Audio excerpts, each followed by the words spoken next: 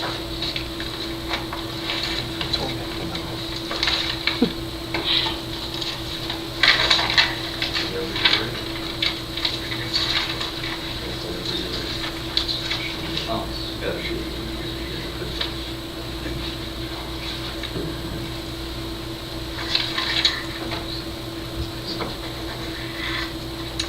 evening. I'm District Secretary Nancy Campbell Hatfield, and it is Tuesday, May 5th, 2015, and this is a regular meeting of the Dublin-Sandermount Services District Board of Directors. Presiding this evening is President Ed Duarte. Thank you, Nancy. Call the meeting to order. Would you please stand for this flag salute. I pledge allegiance to the flag of the United States of America and to the republic for which it stands, one nation, under God, indivisible, with liberty and justice for all.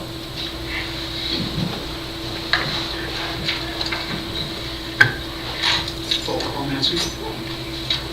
Director Montague, Leopold. Here. Director Benson. Here. Director Halkett. Here. Vice President Howard. Here. And President Duarte. Here. Item 4, special announcement activities. Yes. I have one announcement. I will not attend tonight's closed session, item 11B, to avoid any appearance that I'm participating in any discussions, decisions, or voting on the approved DSRSD water supply contract with East Bay Mud, and to ensure that I neither influence nor attempt to influence another member of the DSRSD board regarding any matters pertinent to the contract, consistent with the applicable provisions of the government code, because I am a salaried employee of East Bay Mud. Thank you. Any other special comments? Public comment. At this time, those in the audience are encouraged to address the board on any item of interest that is within the subject matter jurisdiction of the board and not already included on tonight's agenda. Is there anyone that would like to speak? Seeing none, we'll close that item and move on to 6, reports. Yes, President Duarte and members of the board, a few things for your attention. Next week in this boardroom, the 4th, Mr. McIntyre, meeting of the Tri-Valley Water Policy Roundtable will be convened. It is a 5 o'clock start, and I believe at that meeting, Directors Halkett and Benson will be representing the district.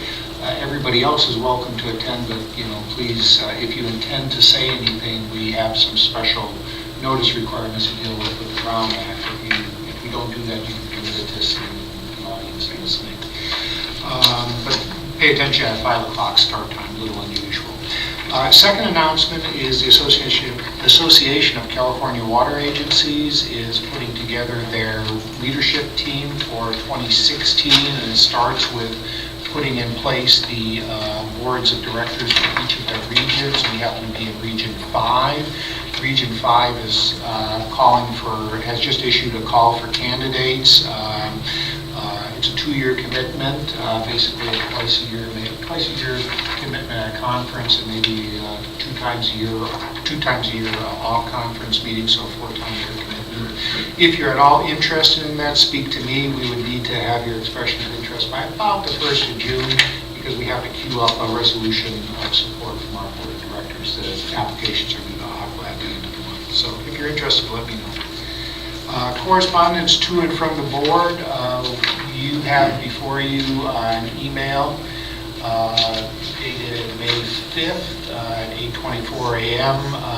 Actually, the original email was Monday, April 27th. It really wasn't directed to the board, but I felt it should have been directed to the board, so I'm presenting it here. It's regarding what Camp Parks is calling a Camp Parks Community Partnership Invitation, which is this Thursday, May 27th, from 9 to 12:30. There's information there. You, of course, are invited. It requires an RSVP. I don't think there's any problem giving you any at a late hour. I know I will be attending, and other members of staff will be attending there as well. It's about coordinating the Army's role in the community going forward. Also, again, not directly to the board, but it sort of is.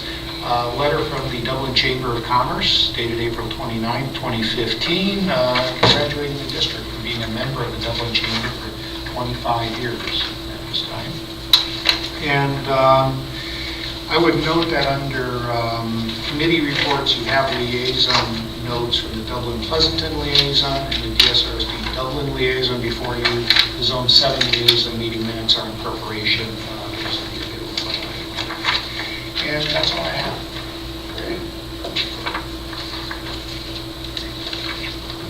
The next item would be to approve the minutes for the special meeting of April 21. Do I hear a motion? Second. I wasn't here, so I won't say. I'll second. I can second. It's been moved and seconded to approve the minutes of the special meeting of the Board of Directors of April 21, 2015. All in favor? Aye. I'll vote aye since I watched you on TV. Opposed? Motion passes unanimously. I'll take a motion now for approval of the minutes of the regular meeting. So moved. Second. Moved and seconded to approve the minutes of the regular meeting of April 21, 2015. All in favor? Aye. Opposed? Motion carries unanimously. Next order of business is item 8, the consent calendar, items A, B, and C. May I pull 8B, please? Dr. Hockett will be pulling 8B, all right? And unless anybody else has anything else, I'll move approval of 8A and C. Second. Then moved and seconded to approve the amended consent calendar with of items A and C, deleting B. All in favor? Aye. Opposed? Motion carries unanimously. Nothing negative here. I just wanted to give Mr. Archer a chance to introduce our new auditor. We don't change auditors very often. Every 10 years. I support doing it. And as a CPA, it's good practice, but I just wanted to get a lot of sense. We went through, every 5 years, we've gone through a full RFP process for auditors, and this year was the second time we did it. We've been with Mays and Associates for 10 years. We went through a full process. We interviewed our top 2 candidates, and Ahmed Badawi of Badawi and Associates is with us this evening. He was gracious enough to come out this evening, and even though I put this on consent calendar. Ahmed's got about 18 years of experience doing governmental work. We're very pleased with his proposal, with the team he's assembled that'll come and do it, and his experience in helping. We look forward to working with him this coming year, and we'll be hitting the ground pretty soon here with planning process for the year that's just passed. So if you have any questions of Ahmed, or if you would like to address the board, Yeah, please do. Yeah, please. Good evening, Mr. President, members of the board. Thank you, John. Glad to be here.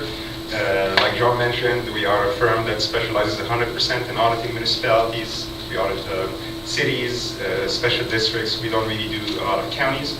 And we do water districts, all sorts of special districts. And we're excited to be here. We look forward to work with all the district staff and to communicate with the board on a regular basis. And I'm more than happy to answer any questions you have. That looks like a great staff. No question. I read everything. Good. Nice, Welcome. solid. Welcome. Yeah, very well. Thank you. Yeah. Glad to be here.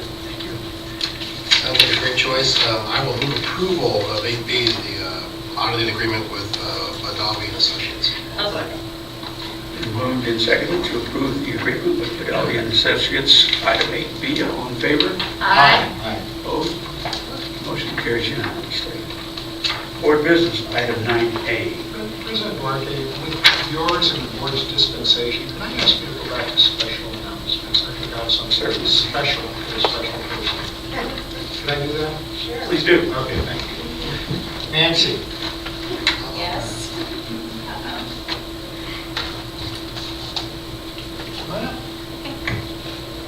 Nancy is, I think, the longest tenured employee currently, but her, I and a few other folks are up there. Last year was her 25th anniversary of the district, and at the employee recognition dinner, we usually present pins and plaques.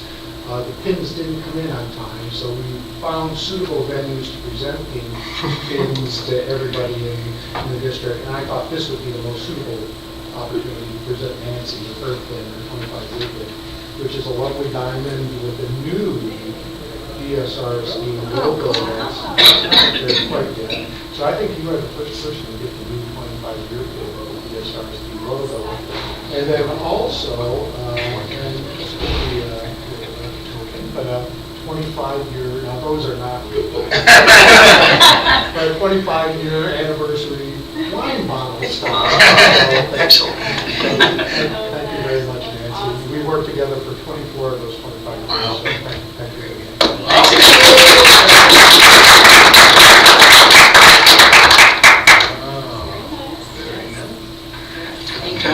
Thank you. Yes. Lovely matching your accessory. Thank you very much. You're welcome. All right. Thank you for that, Bert. And thanks again to Nancy. Okay.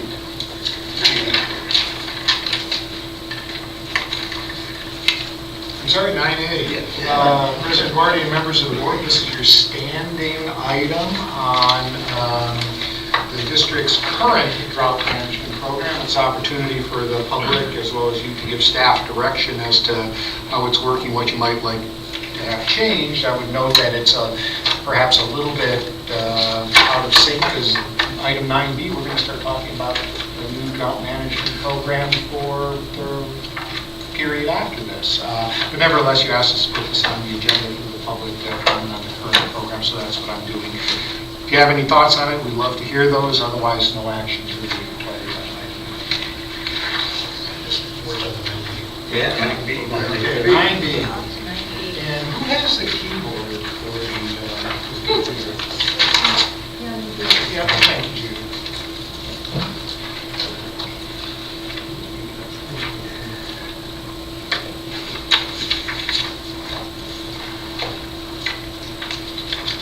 So the preamble to this is, you of course know if you follow the news that the governor issued an executive order calling for statewide conservation of 25%. The State Water Resources Control Board is, as we speak, holding hearings in Sacramento. They're scheduled to go to 8 o'clock this evening, looking at the various prohibitions that may be put in place. We think we have a pretty good handle on what those prohibitions would be. They haven't taken action yet, and that's going to trigger some changes to the district's program, both in terms of some additional new prohibitions, as well as a few other things that need to be changed in our overall program, we feel, as a result of the new target. We have a 16% target. It's what it looks like the state board's going to adopt, rather than a 25% target. So we want to kind of go through the drought management program. We have a lot of materials in your agenda packet, although I don't think it's going to take that long to go through them all. But what we want to do is hear from you to make sure that you think staff is on the right track, because we're going to have very little time to pull all the ordinances and resolutions and everything together for your consideration on May 19th. So we'd like to try to get it as correct as we can to meet your interests tonight. And of course, if the state board throws us a curve with whatever their action is, well, we'll just have to deal with that as we go forward. So I'm going to call up on the computer screen a simpler version of the document you have in your agenda packet. Hopefully it's going to be big enough and simple enough that we can kind of walk our way through it and I can take notes in real time.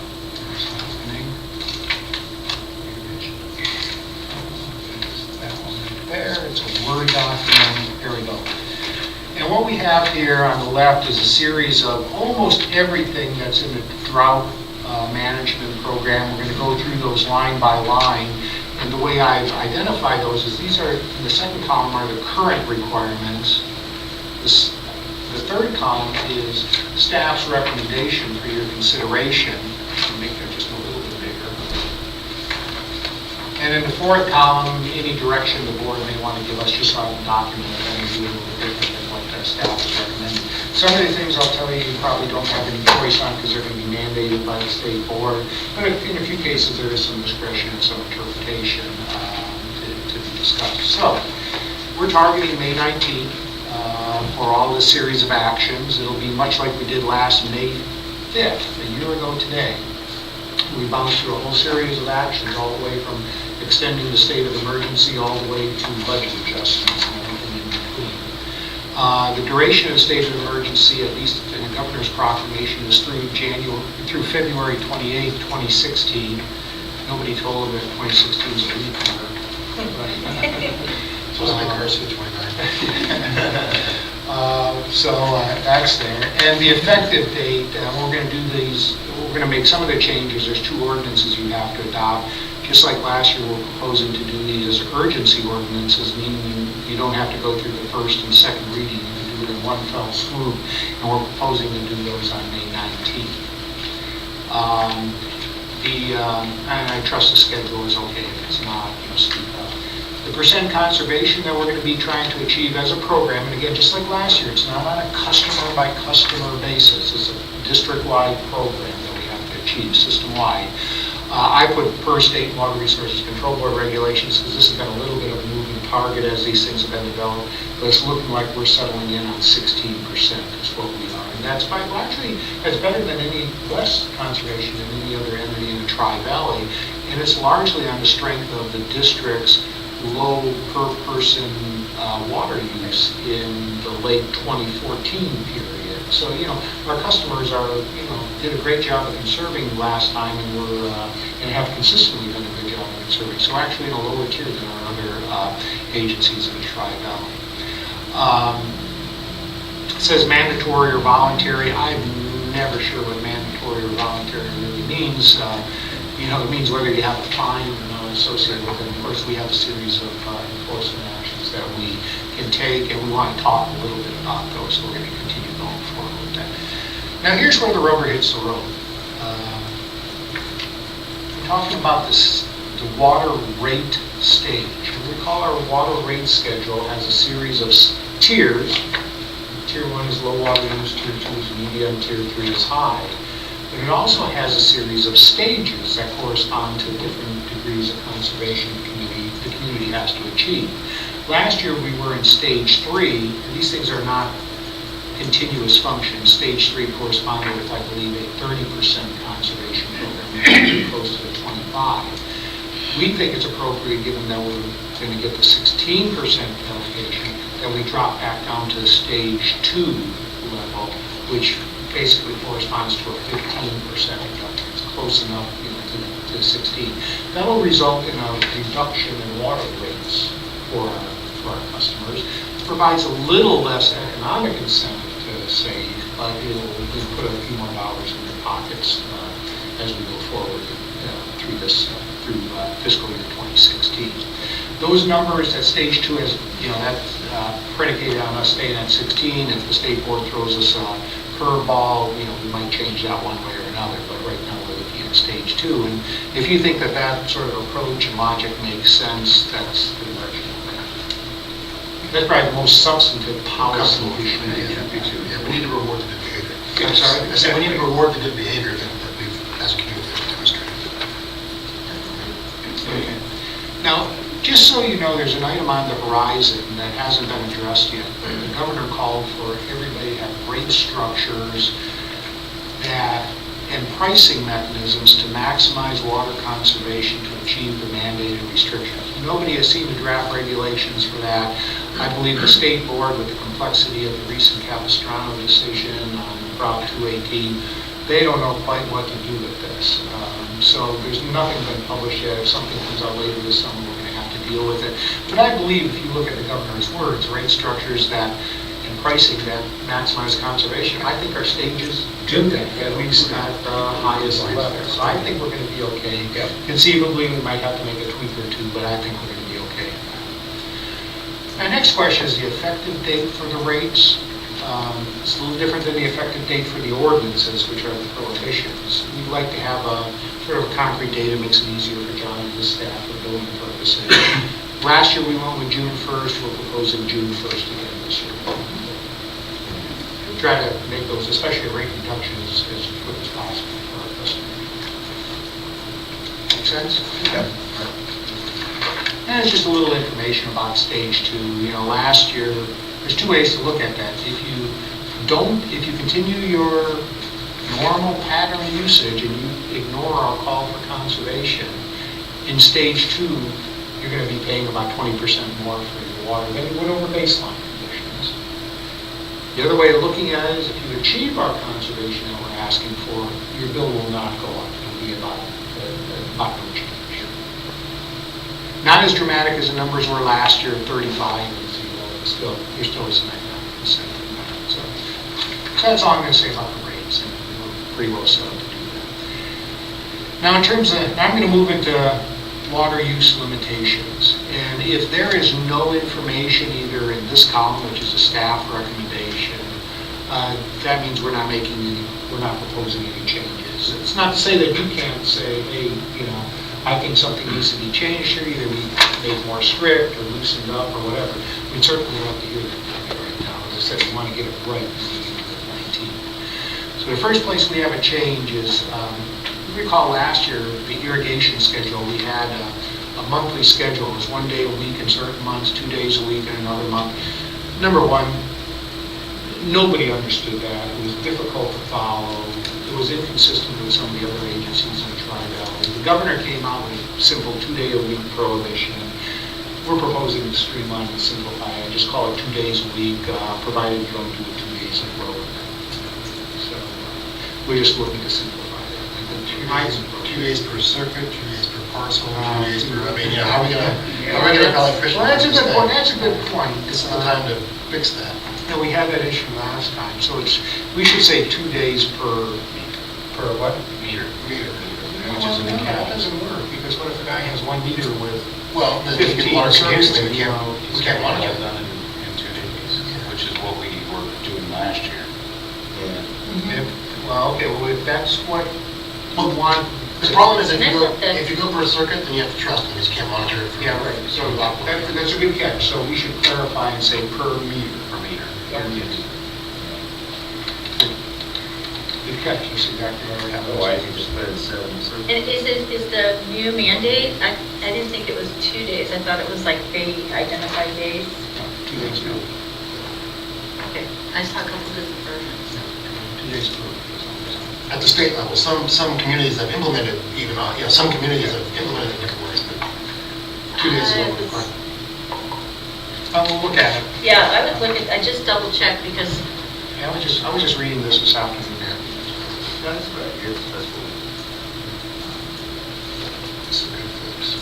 Monday, Wednesday, Friday thing, other districts have done that. but I was reading the regulations from the state. We've been working on it with our ordinances. Now, the other part of this is we don't have those weekly limitations on certain types of irrigation. For example, if you have a drip or you do it by, you know, by bucket or a handheld hose, we don't have those 2-day-a-week limitations. What we want to do is add to the drip bucket kind of category bubblers and micro sprayers. Those are words that are in the governor's executive order that are applicable here, but they're also applicable to landscape irrigation restrictions for newly constructed homes. Those words are used. So we think it's appropriate to pick it up here, and by picking it up here, we'll cover ourselves in a later section about the newly constructed homes as well. Now, I'll tell you that they've deferred to a group called the California Building Standards Commission to define these, because there's a little bit of confusion as to what these terms really mean. So, you know, we're operating at some of the conceptual level here. Yep, yeah, it was on the this afternoon, Lance, I guess. I didn't see. Yeah, he was on this afternoon. No other change, you know, keep irrigation prohibited when it's raining or 2 days after it rains. That's actually something the governor has put in his order, so I think we'd be reticent to change that. You recall last year we exempted irrigation nursery stock for sale. And there's a series of other prohibitions. You can kind of read through those. Some of them are pretty hyper-technical, but I think they're all necessary. And here we come to this newly constructed homes or buildings. Where the state board is, the governor said landscaping at newly constructed homes or buildings is prohibited.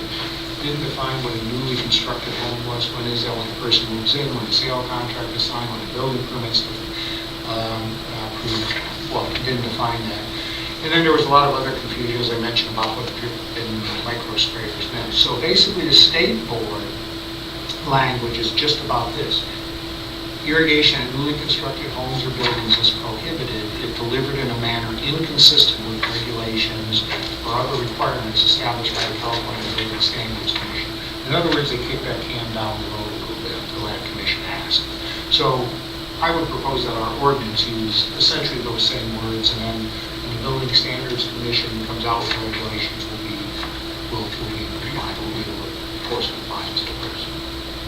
Any new house would have to fulfill the other obligations anyway. They'd be 2 day a week, yeah. Right. So, the next one that comes up is the governor called for focus on campuses, golf courses, and cemeteries to reduce potable water in an amount consistent with the reduction targets. No specific regulations have been issued with regard to that. I think they are in the future, we'll have to react to that. But I think we're largely okay because we prohibit irrigation at those kind of sites if recycled water is available. And as you'll see later, we're proposing that they have certain curtailment targets as well at those sites. So I think that's about the best we can do with that particular nuance, so we don't get too far ahead of the state. There's a series of other things, everything from driveway, washdown, sidewalk, washdowns that are all prohibited, using water from hydrants, except for fire purposes, etc. We come into the pool and spa and children's play area, and remember how much time we spent on all of those last year. We're proposing to continue those going forward. You can continue the 4-month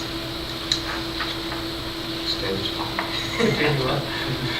Well, last year we gave them 4 months to put in a permanent cover. Yeah, and then start over. Well, no, that's a good question. Let me double check that, because we don't want to have the same ordinance with a 4-month language in there, so let me put that in. Especially if they just ignore this.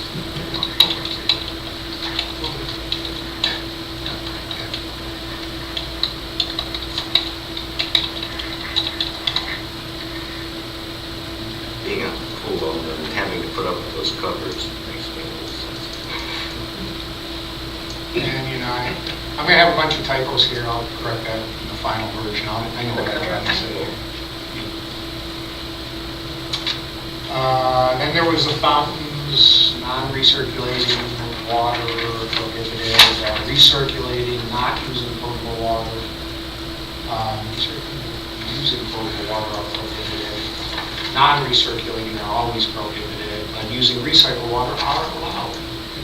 They were allowed before, they're still allowed. A new tweak for water service in restaurants, and not just restaurants, they expanded that, the state did to hotels, cafeterias, bars, et cetera, et cetera, et cetera, so we'll just parrot that language. It's a new requirement for hotels and motels that you have to give the option to your guests to not have your towels and linens laundered every day. It has to be a notice posted in the room. Car washing, we're proposing to relax that a little bit just to be consistent with the rest of the Tri-Valley and with the governor's order. Basically, if you have a handheld hose with a shut-off, automatic shut-off, you can wash your car if you're driving. It'll bring that one facility in the parkway. So Remember the guy with the... with the handheld with the shut-off. Yeah, jumping. Yeah, so I'm going to put I forgot about him, so.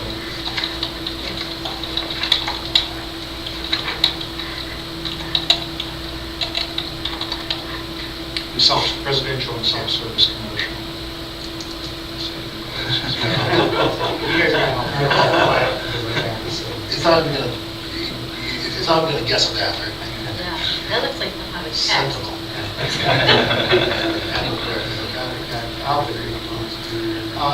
Building exteriors, we have a prohibited use of wash down building exteriors. We'd like to extend that to include the fences around those homes and buildings. But you could still wash down a fence if you needed to paint it or for repairs, just like you could or something. Fences are washed down as well, so we want to just bring them into And here's where some of the things might get interesting for you. Let's talk first, I'm not sure this is in a logical order, let me just look at the order it's presented. We're talking about enforcement and penalties, and we have our series of $250,000, $500,000 fines and ultimately shut off. We don't have anything like that for non-residential accounts. Okay? Well, I guess we do. No, we do. No, let me back up.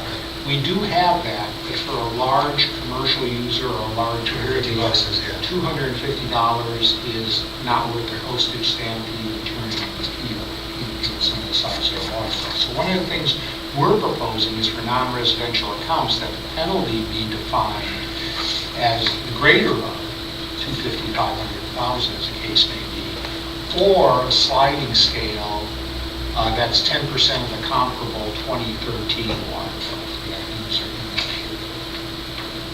So for that period.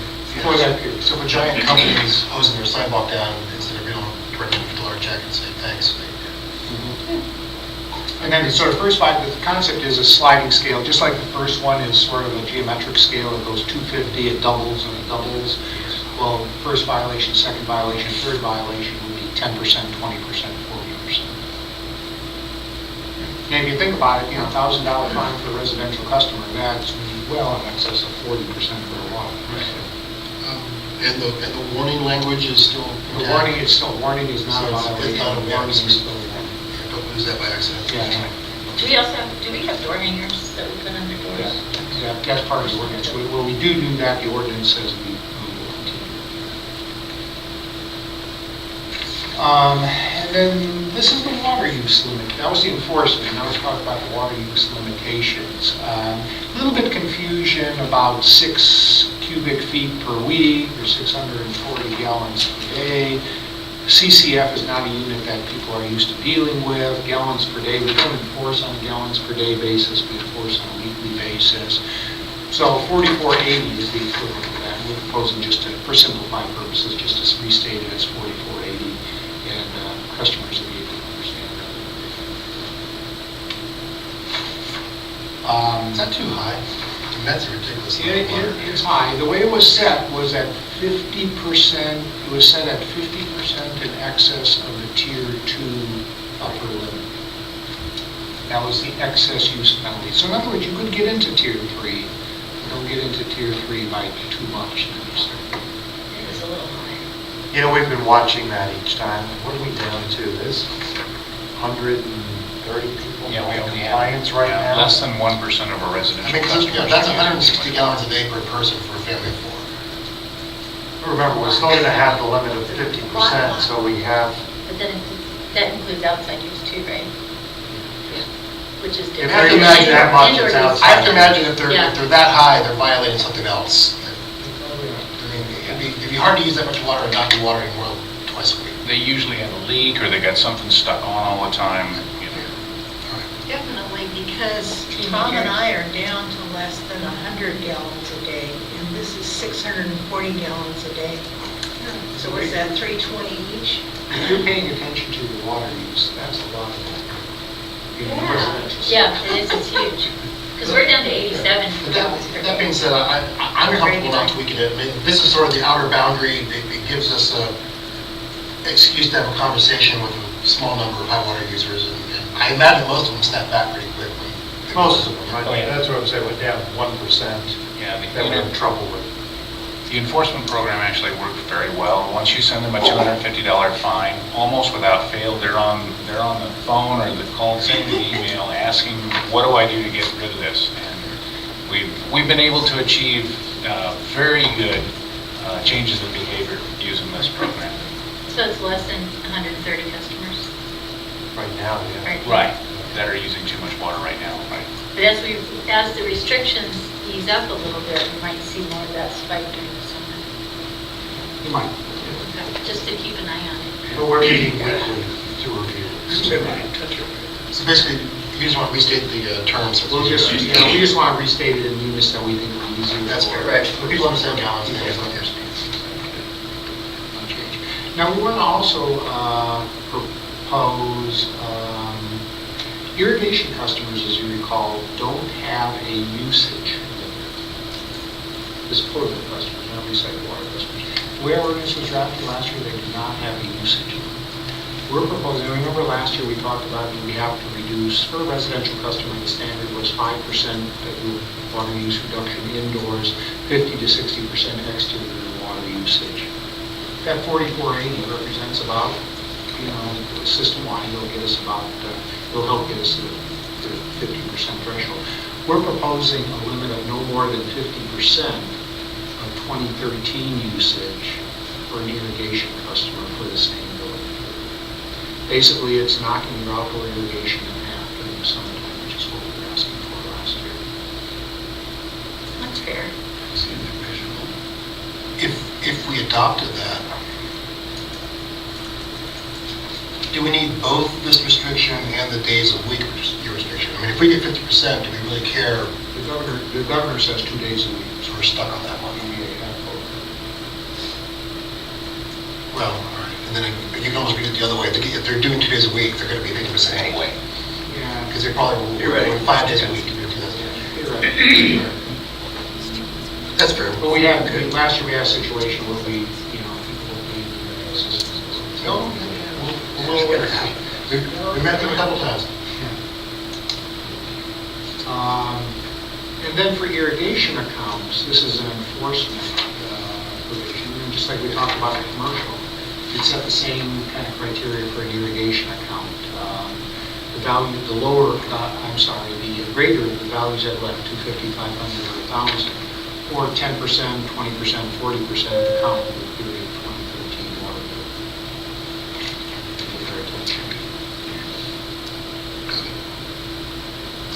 And then we also, just like we don't have a standard usage limitation for irrigation for a standard, we don't have one for commercial accounts. And the vast majority of our commercial accounts, you have to understand this, are indoor commercial accounts, because the vast majority of our commercial have an indoor water meter and an outside water meter. There's some of the older parts of Dublin that don't have that case, and we'll have to deal with those on a special, kind of common sense approach. But for commercial accounts, we're kind of thinking, since we talked about 5% indoor water conservation in a residential setting, that indoor use should be no greater than 95%, in other words, 5% reduction of 2013 levels, and give staff the authority to adjust that target for changes in occupancy or use since 2013. You may have had a commercial office building that was only 25% full in 2013. Economy's better now, it's half full. We shouldn't go after the 95% of 2013, we should be able to make some adjustment using some common sense.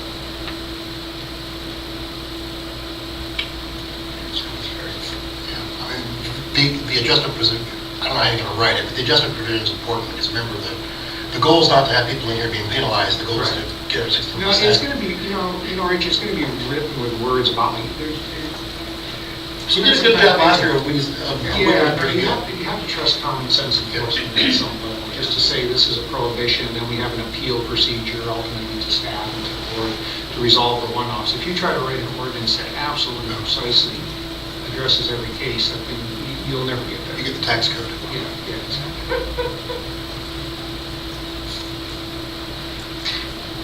So those are some of the, I think, more significant policy level things. And if you feel comfortable with those, great. Give us a head nod. If you don't, if you think they're too strict or not strict enough, we'd sure like to know that as we draft our ordinances going forward.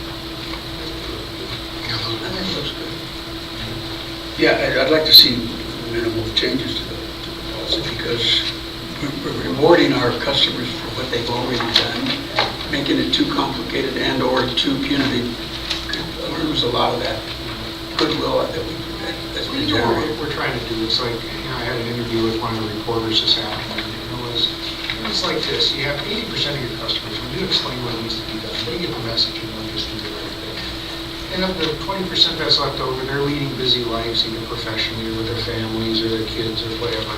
And, once you give them a warning, 90% of those people will fall in line as well. And what you're left really dealing with in terms of the fine and enforcement program is really that 1% that Dan talked about over here. Those are really the people we're focused on.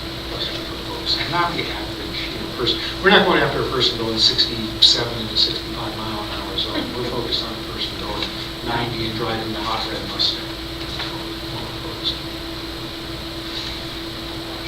Okay. Well, you know the badge of honor now is a dirty car. No. And then I want to touch real quickly on the rebate programs. We're proposing no changes to rebate programs. I don't have the data today. Some of the programs are more successful than some of the other ones. For example, the weather-based irrigation controllers, that was not widely used. Some of the other ones were, the governor proposed in his executive order reduced rebate programs for water efficient appliances and referred that to the California Energy Commission. We haven't seen anything on that yet, so that could, but those are going to be bolt-on programs, the local programs that were already in place, and we haven't seen any of those details of that yet. So I don't know that there's any need to change our program in anticipation, but you may feel that either our programs are too generous, we stayed within budget on all of them, or you may think they weren't generous enough to encourage recycle. I'd like to hear that. So we have water efficient appliances, high efficiency toilets and urinals, weather-based controllers in a residential setting, as well as a commercial setting. We have a lawn replacement program. Many of these programs also are bolt-ons to Zone 7 programs, so we reduce the Zone 7 programs a little bit. On the lawn replacement, the governor has an executive order to DWR to develop some program to complement that. We haven't seen those details yet, so that's still to come. That's one that actually started whenever this was done. To me, of these, that's the best bang for the buck. Yep. And it's a permanent bang for the buck if they put good stuff in it. I could support getting a little more creative there. I would too. Maybe moving some, either find some new budget resources or moving some there. $250 you can't do much. If that becomes a little richer, they can actually put some real landscaping in that can survive. Give me a number. Maybe incent front lawns or back lawns, because people are more likely to do that. And, that's kind of become, at least in my neighborhood, kind of the badge of honor. I've seen 4 conversions within 8 houses of me in the last 4 months. I know I have 200, we have 200 lawn conversion applications sitting on the table right now where we are. So I mean, it's just, and they're rolling in left and right. Is that 250 max our Here is the Zone 7 program. We added a quarter per square foot onto the Zone 7 coastals and stayed at the max. So the max is actually 500 right now. Pardon me? 250 from the zone, 250 from us. 250 from us. I'm not sure that the zones program is 25 cents a square foot. 75. 75. So it's $1,000 total. So it's 75 cents from Zone 7 and 25 cents from us. They get $1,000. I mean, 50 cents? I could see 50 pretty easily. I mean, that, raise up to 1250 total. Then you can actually go to Armstrong and get some stuff and make it look nice and keep it. What I would hate to do is pay somebody to take their lawn out, and then as soon as it starts raining again, we get a bunch of people putting new lawns back in. Yeah, it's changing every day here. So 50 cents? But Just try that. yeah. We might Single see more family, activity in that. for both of them, single family and commercial, or for single family? Single family, I think, for now. Commercial too, because if they have big lawns, they might give them an incentive to. What about, there's also, common communities with common ground and all. That's usually going to be your commercial irrigation. A lot of those are on recycled water anyway, the big commercial facilities. I don't know, I was just thinking of that. There's a condo complex right by me at Silvergate and on Long Road that's pretty lush green. I mean, an incentive program to begin with. It'd be expensive, but it'd be nice to get the lawn. Yeah. But I think it's probably old as well. It's very old. We have a condo there. How about something like this where, it's I can, a single family home's easy, they're about the same size. And then for something big like a condo complex, go in, you build a little project plan and you bring it and we approve it, we don't. Those could be big dollars, but they could be big dollars well spent. So you're saying for staff, let me try to put words in that, staff would administratively handle the single-family homes, the commercial applications would be a board decision? Maybe a commercial over the, Over a certain size. yeah, I mean, you know, a little bit, Project by that's project. administrative, but, you know, like if a condo that can't get recycled water came to you and said, Bert, I'm gonna take out, you know, we're supposed to take out 15,000 square feet of lawn, that's interesting, and it's not gonna be cheap. It's certainly a lot better than watering 15,000 square feet of lawn. Yeah, they're changing their, Okay, so let me. How do we capture that, though? No, okay, so going back to single-family homes, if we bump up R25 to 50, it's going to be not a $250 max, it would be a $500 max. Right. that's still kind of low, but.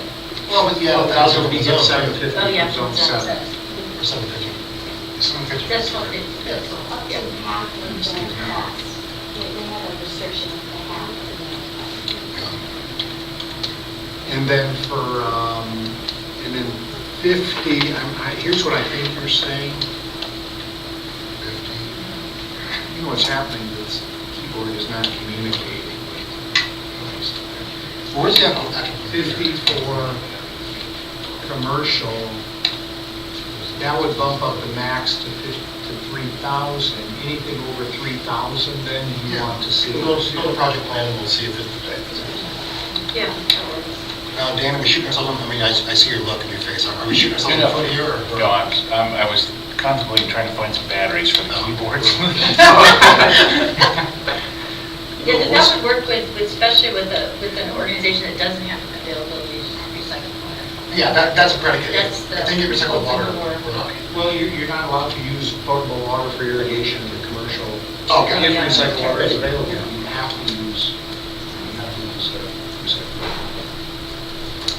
Then we have the pool and spa cover rebate. I'll be honest, that was not wildly successful. You know, I don't know if it was because of the price or people just. Should we bump it to $100? Well, or dump it and use the budget in the lawn. I mean, there's a lot more savings in lawn. You know, if we're looking for water savings, that's the big bucket.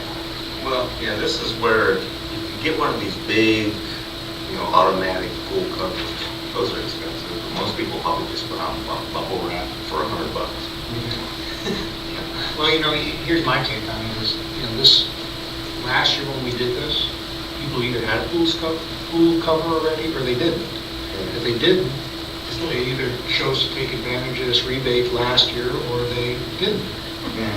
But there's not been any new pools built since then, so. Yeah. How many rebates did we have with that last year? I don't really remember, I want to say it was on one hand, maybe two hands. I don't remember. I mean, I would drop it, but the optics, it's probably better to have it still in at this rate for the optics. It's kind of doesn't bother. Yeah, it's economically, it doesn't matter. Now, the next item, Hawaii's water user credit. The calculation, I won't go through the details of how that was calculated. You'll see it in the staff report next time. Yeah. But the $2 was derived as approximately the increased cost to a resident who stayed in Tier 1 usage, but whose bill went up because he went from baseline to Stage 3. It came out to about $2. Actually, it came out to like $1.90 something. $2 to keep it simple. Since we're dropping down to Stage 2, if you follow the same methodology, the difference in a person's bill from baseline to Stage 2 rates, if they stay at 10 years, turns out to be about 60 or 70 cents per month. So if you strictly follow that, you would drop that down from $2 to $1. I'll leave it up to you to tell me if you think that's what we rigorously should do, or $2 is good enough. How many of these were there? $15,000 worth of them. Really? Keep it. I would too. This is a reward time. As long as there's certain judges that are going to yell at us, keep it. Yeah, we have that. So keep that $2. $2, yeah. Another thank you. Yeah, send them a card. And then I guess, well, I've gone through everything I wanted. Is there anything that sort of has been gnawing at you that you didn't like? Maybe some of your constituents said, hey, gosh, you ought to do this, or by God, why in the world are you doing that? You know, that you always toss out their consideration. Pretty low-key, you know. The only thing that bothers me is that I put in a weather-based irrigation controller in 2011, and it didn't matter. When I think about what people have told me is, when it comes to optics, you know, the fountains matter. Car washing doesn't seem to matter. Most people go to Curly or whatever it's called. It's funny you should say that. Car washing drives me nuts. That's such a big I mean, waste. it doesn't seem to bother the people that I've talked To see somebody else doing it. to. Yeah, because there's no one doing it. They don't see it. I have one guy who holds his car on his lawn and washes it, and that's a pretty smart idea. Yeah, but He that's, uses the cutoff notches, so he's cool. you know, I mean, as far as optics, the water in the gutter is a big optic. You know, I've heard a lot about that. And on the sidewalk. And then the fountains are an optic. And I think that's pretty much the main things that I've heard. We just had something come up this week. We haven't used our RV in 3 years. And we're getting it ready to go to Disneyland next week with Tom's daughter. And suddenly we have a 40-gallon water tank that needs to be cleaned out and refilled. And we went, can we do that? Health and I think safety. they're okay. Yeah, That's health and safety. Rinse it out onto your lawn. Oh, we did that. That's- Well, when we drained it, it was down in the gutter, and I thought, oh.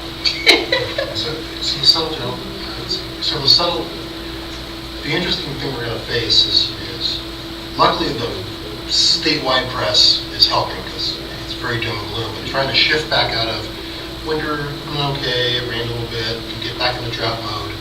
But not quite as much drought mode as we were before, but enough to whiff, while simultaneously have another agency say, oh, don't worry, we have all the water you can use.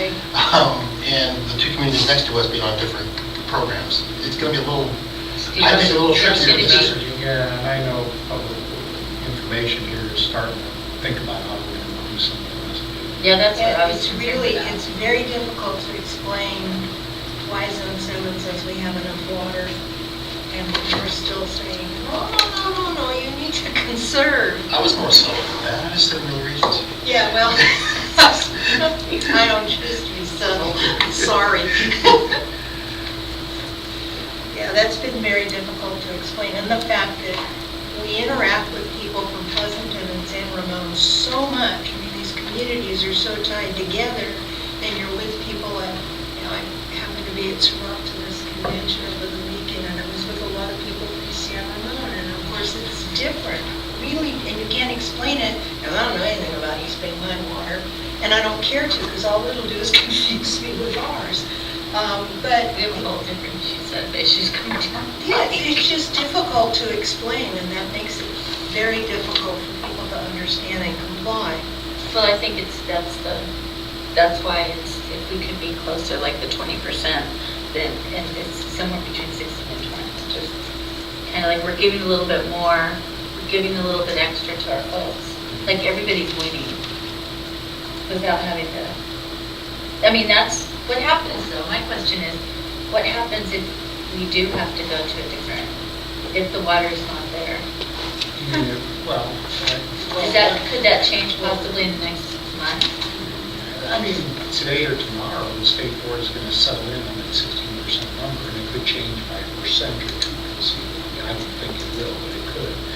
I think what you may be asking is what happens if something this summer happens to be Delta, and all of a sudden, at that point in time, I'll be back. Number one, I have all the authority I need to protect the health and safety of the community and take immediate action. Number two, we'll be back to you all immediately and say, well, this was a situation before, this is a situation now, things have changed, and what do we do? We can react, as a smaller agency, we can react that way pretty quickly. So we're going to have to watch FaceTime. I have nothing, even if you feel you've done this public comment. Thank you very much. We'll start pulling the details together.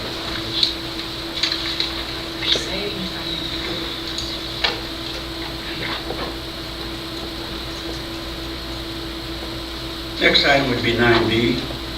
I'm sorry, 9C. I might have to make a little comment too. I might have to dash off for, I might have to dash off to another meeting down the street for a few minutes and come back. So, sorry, I double booked tonight. There's an item I need to be there for, so.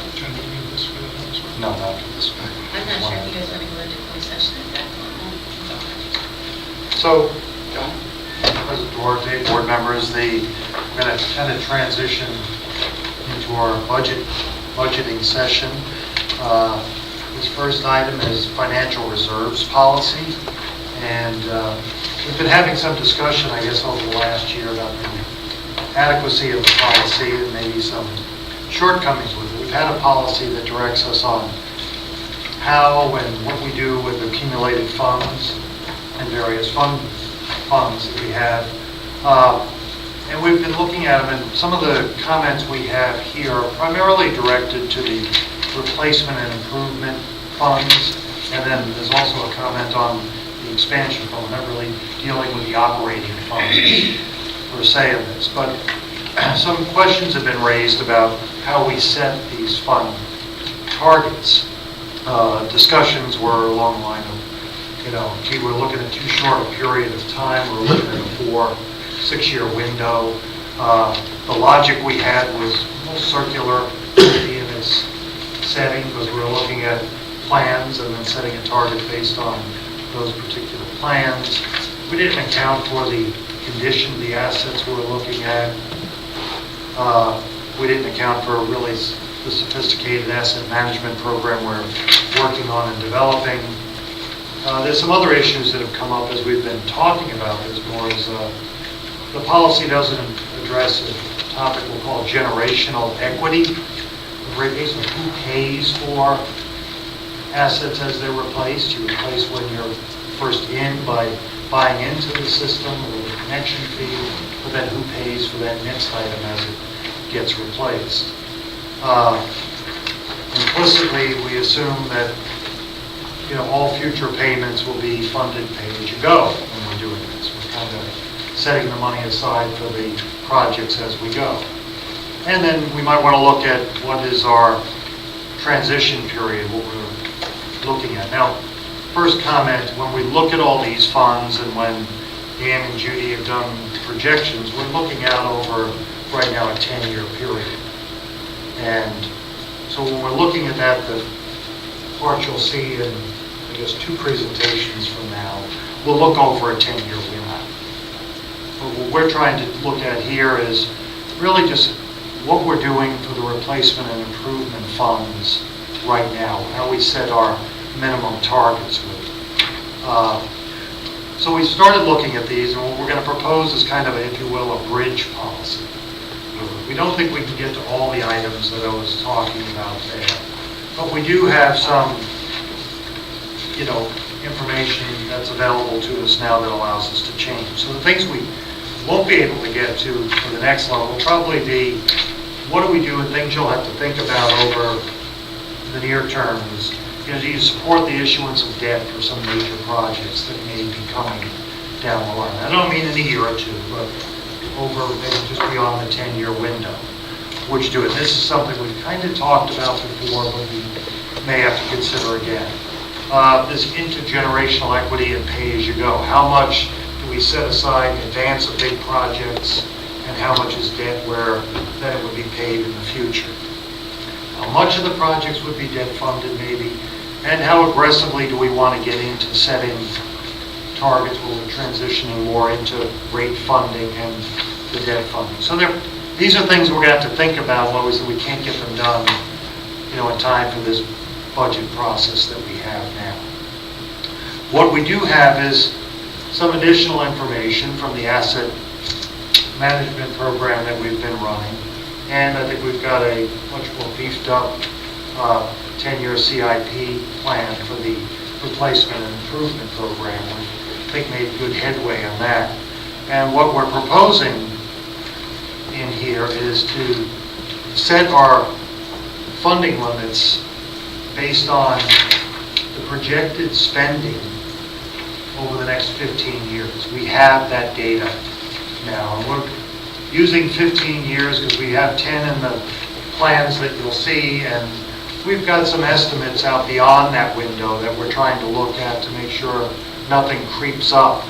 Dave, I think Dan was using, these waves coming at us, and maybe they're growing a little. So we want to set a target that's a 2-year average based on the average spending over the next 15 years. And that's different than what we were doing before. What we were doing before was basing it on a 6-year spending, and that made us a little prone to spikes in spending from one year to the next. And this would help us. The 2-year average would give us time to adjust if there's a change in the environment. If all of a sudden there was some big change that we had to react to, we would give the engineering group some time to finish the projects and then change before the next 2-year planning cycle, before we get into that. So this is, theoretical change, but using more data than we've had in the past. So to set this target that we're using for the replacement and improvement fund based on an average for the next 15 years worth of spending. So as the spending starts increasing over time, as we move from 2-year window to 2-year window, that target will start gradually moving up. But you won't have spikes in it as the spending increases. What's my spot on my notes here? So we'd have to keep the funding available beginning and end of the cycle, so that make sure we have money to complete projects that we start and we move our way through.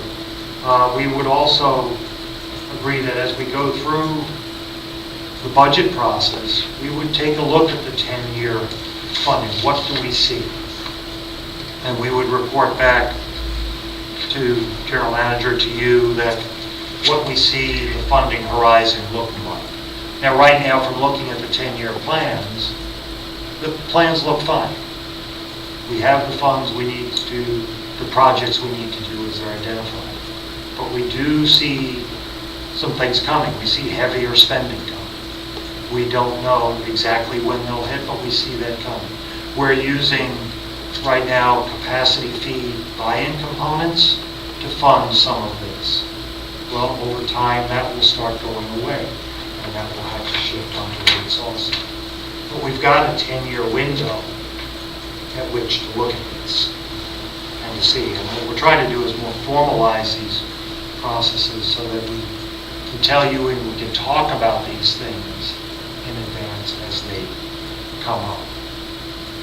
So I think what we're looking for is to change the one policy for the replacement and improvement to 2 years of average spending based on the forward-looking 15 years of capital expenditure forecast that we have. There's a change also proposed to the expansion fund.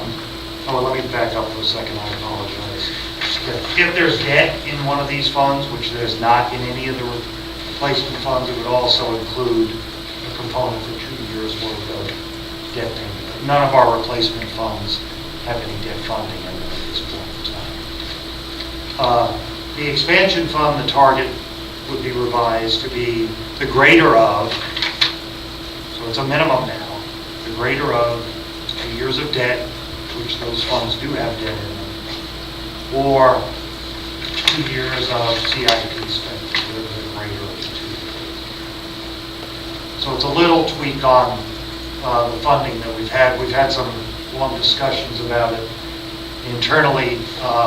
These targets will be reflected in the charts and the numbers that you'll see coming up. So we wanted to give you a chance to maybe weigh in on these changes beforehand, but know that these are the targets that are used that you'll see in the following presentations. So you answered my first question. So the targets in the big spreadsheets are these. Yes. I should remember this, but I don't.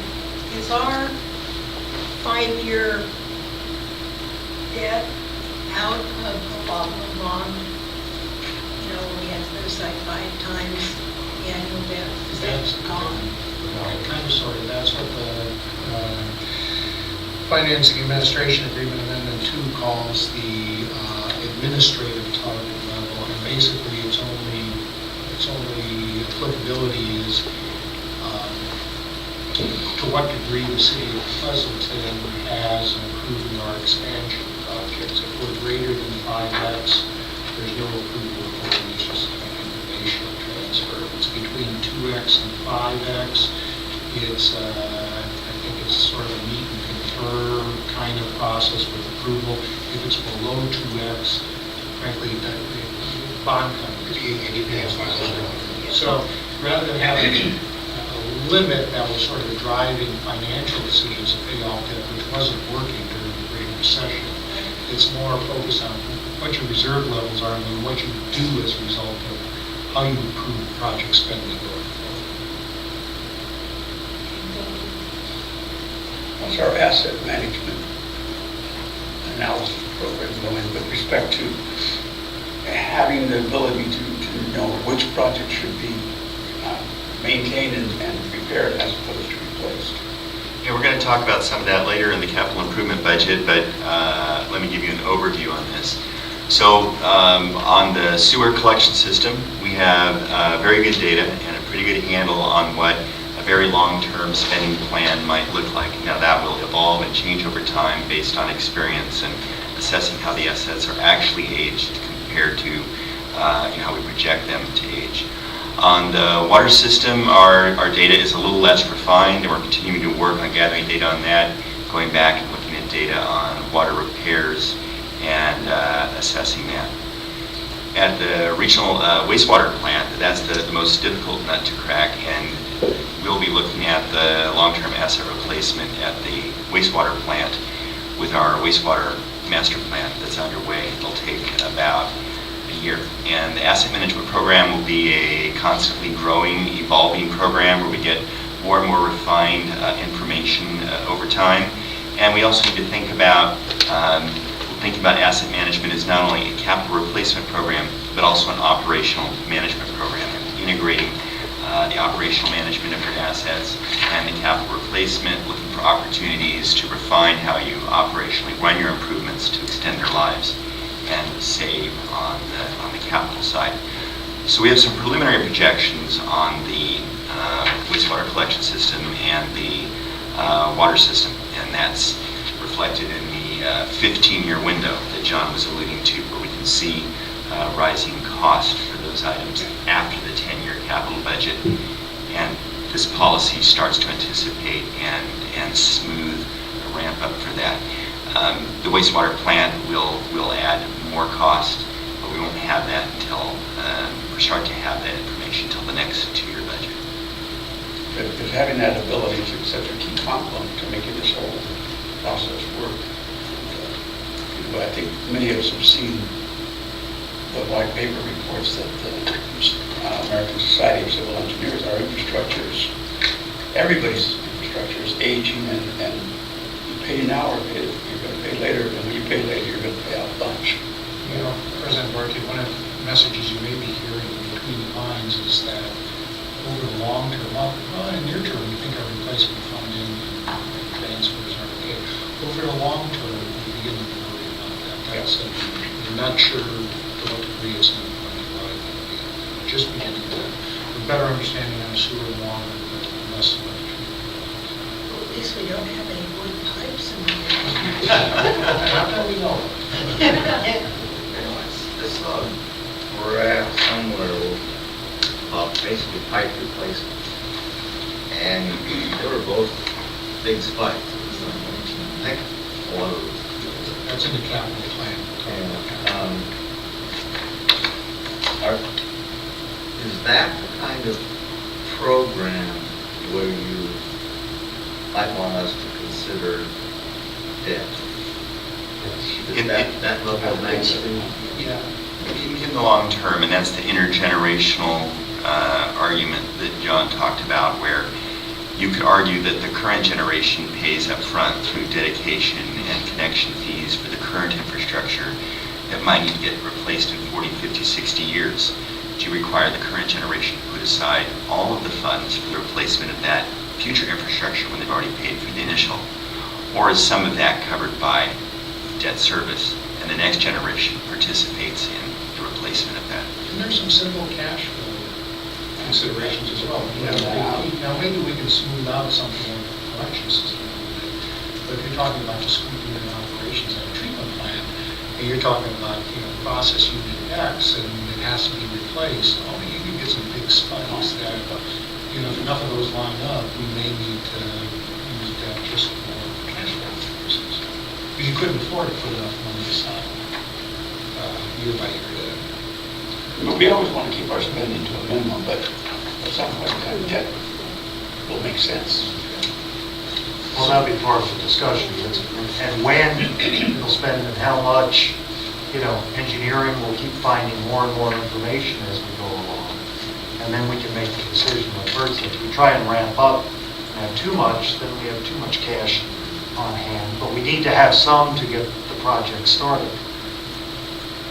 Yeah, Lynn's now. And I think your board understands that, some agencies will have a knee-jerk reaction against that. In fact, there's, when we learned during the Great Recession, it's not a bad position to be in to have no debt. On the other hand, several hundred years of the capital markets tell you that there is a prudent business reason why debt exists in the municipal market. And, it's a tool, a toolbox. It's not good or bad. It's a tool that can be used in the right place at the right time.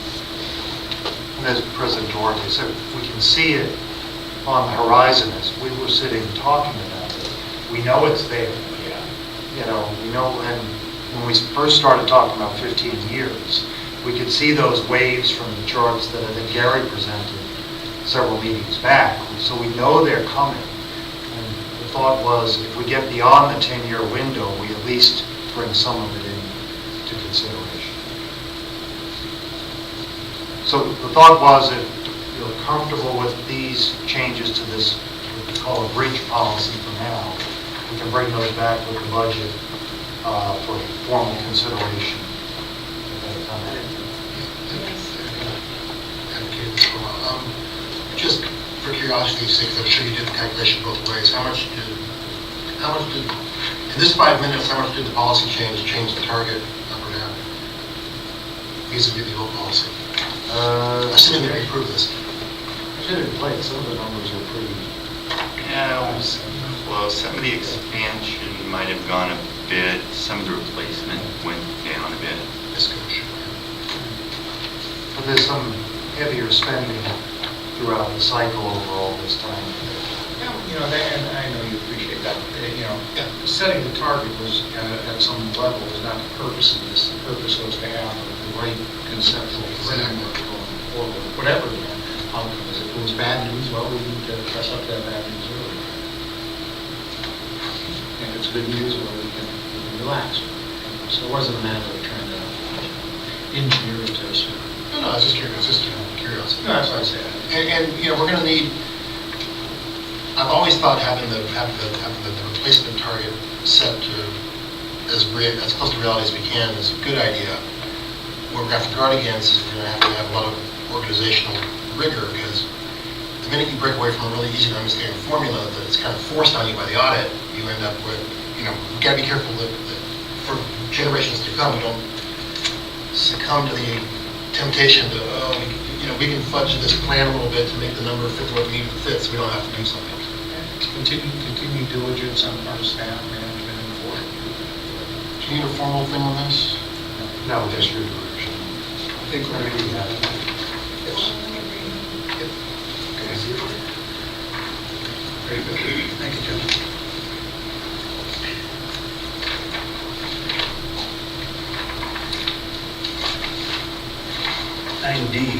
The operating budget. Okay, so now we jump into the details. I appreciate you had many details in your packet. I'm just going to try and walk you through some of the logic of what we've done, where we've been. We've given a couple of directions from you at previous meetings, so hang on, here we go. So the budget process is pretty normal for what we've done for a couple of years. We take a look at revenue and growth, try and get a general financial outlook. We'll look at policy compliance, and we always make sure our debt coverage ratios are in compliance. We've started looking at some of the details. Bert hasn't finished going through, and we've got some questions, I guess, as managers that we have to answer yet. Trying to clean things up a bit still, so there's still some things to be finished, but we're going to seek tonight your direction on some of the key things that you've presented to us, and that will show you what the numbers look like. So tonight you'll hear this presentation. We'll get your input, public hearing, and your formal consideration would be on June 2nd.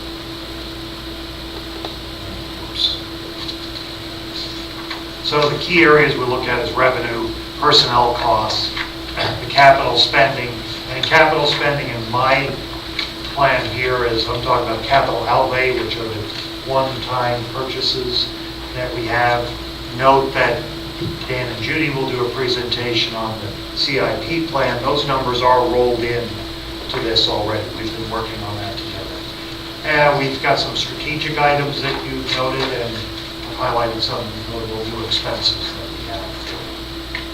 So operating revenue, simple. The water that we have in here right now is a normal year, because back when we were starting this process, we didn't know where we were going to be with the drought. So we've got 2013 in as a base, and roll it through. There's certain items that were adjusted.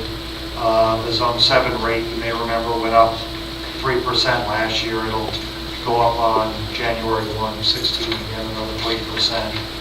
We've used an adjustment in here for our revenue increases for CPI of 2.5%. It's something, we found a number in one of the state economic reports that they were using. It was 2.3, so we used 2.5. Bert and I had a little discussion about that. It might be a little less. For right now, for the discussion, the revenue is going up, if it's allowed, with increases for CPI by 2.5%. You can see on this chart just what you'd be expecting by year. You'll see it in the revenue. So roughly 2.5% is overall from rate component increases. Capacity fees, they're on a little different factor. That's the CCR, which is the construction index, so 2% on that. And all the fixed charges and capacity fees are based on projected DUEs and increases in the number of DUEs for the next couple of years. These are the just relativity, what you're looking at for new DUEs. 2015, those are the numbers we've had. Local sewer, regional sewer, which remember includes Pleasanton accounts, and then the water accounts. There's a little drop in 2016. Stan and I were kind of looking at that, and it looks like there's a big project coming in. I guess the Crown Chevrolet facility is a pretty big project, and that's on the City of Dublin schedule for 2017. So it bumps back up again. And then based on those projections, we use these numbers for connection fee revenue, capacity fee revenue that we have in here, and the increase in the fixed charges in all the accounts. Personnel costs is always an interesting mix. We've assumed, again, CPI of 2.5% for salary. It'll be what it will be when we get there, but for this assumption, 2.5%. I've just laid out the different percentages you can see for CalPERS on the retirement plan. The percentages, we'll talk a little bit about that. That number is the fully loaded net of the employee contribution, but it includes the unfunded liability in it. That number would come down if we do pay that off, a substantial amount. That second line of retirement is the new people who who are in the 2% at 62. That fund has not been evaluated yet by PERS, so that's the estimate they're using going forward. CERB is the retirement medical, if you will, primarily, and that's the one that was 100% funded as of last evaluation, and we're putting aside about 6.4% on that. Interesting information, we're using a 10% increase on medical because that thing has jumped all over the place the last decade. But you can see 2015 and 14 were actually better than we had budgeted. So we're starting at a lower point on that than we had originally budgeted for the last 2-year cycle. So that's just some interesting news. We're starting off from a good point. The number of positions, we're at approved budget of 113 right now. We're proposing to stay at 113. As you may remember, we've consolidated senior managers by one, but we're proposing adding a person in field operations. Dan's crew out there has been down since 2009 when we made some cutbacks by several people. So this would propose adding one person back in there.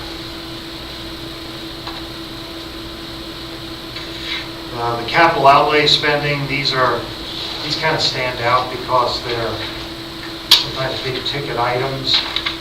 There's 13 items totaling roughly $500,000 in 2016. Biggest items on there is some asset management software and a big truck with a crane. And there's another big truck with a crane. They're all get pretty expensive. And we start replacing those. Some of these trucks and equipment are a little long in the tooth.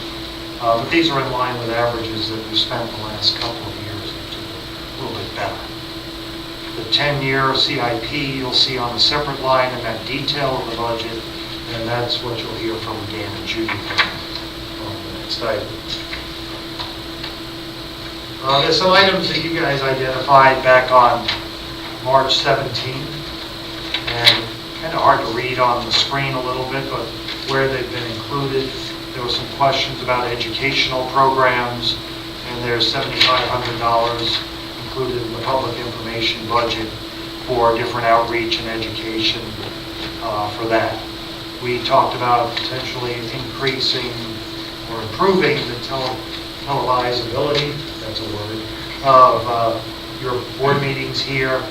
We've included money in the CIP to look into that. That's about $100,000. Most of these you're going to see are in CIP projects. They're not in the operating budget. Water quality, we talked about that, but talked about deferring that effort until after the drought when things calm down a little bit. Water reliability is in the capital plan for $250,000 in those next 2 years. Judy, if I say anything that's heresy, you got to jump real fast. I think we've coordinated all these things pretty well. Biosolids, again, you'll hear in the capital plan, that's included. The PERS liability was something we talked about that was directed to Financial Affairs Committee. We're including that in here. You'll see the numbers floating not as an operating item, but paying that off as part of a 3-year plan, which the committee asked us to consider. I'll talk a little about the impact of that. We would actually start that payment this year to try and get that debt paid down. We talked about technology for board members, and I believe the consensus of the board was to bring their own devices for that.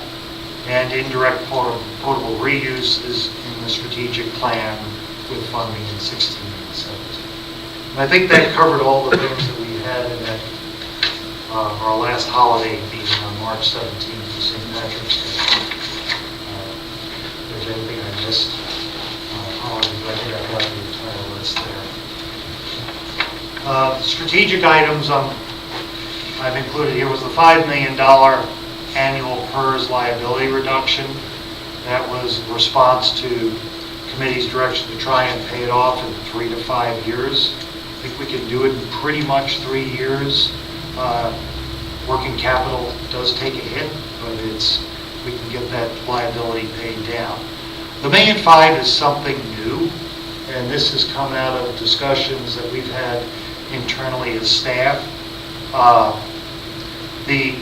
You'll notice in the details anyway, that recycled water sales have been up because we've expanded the system.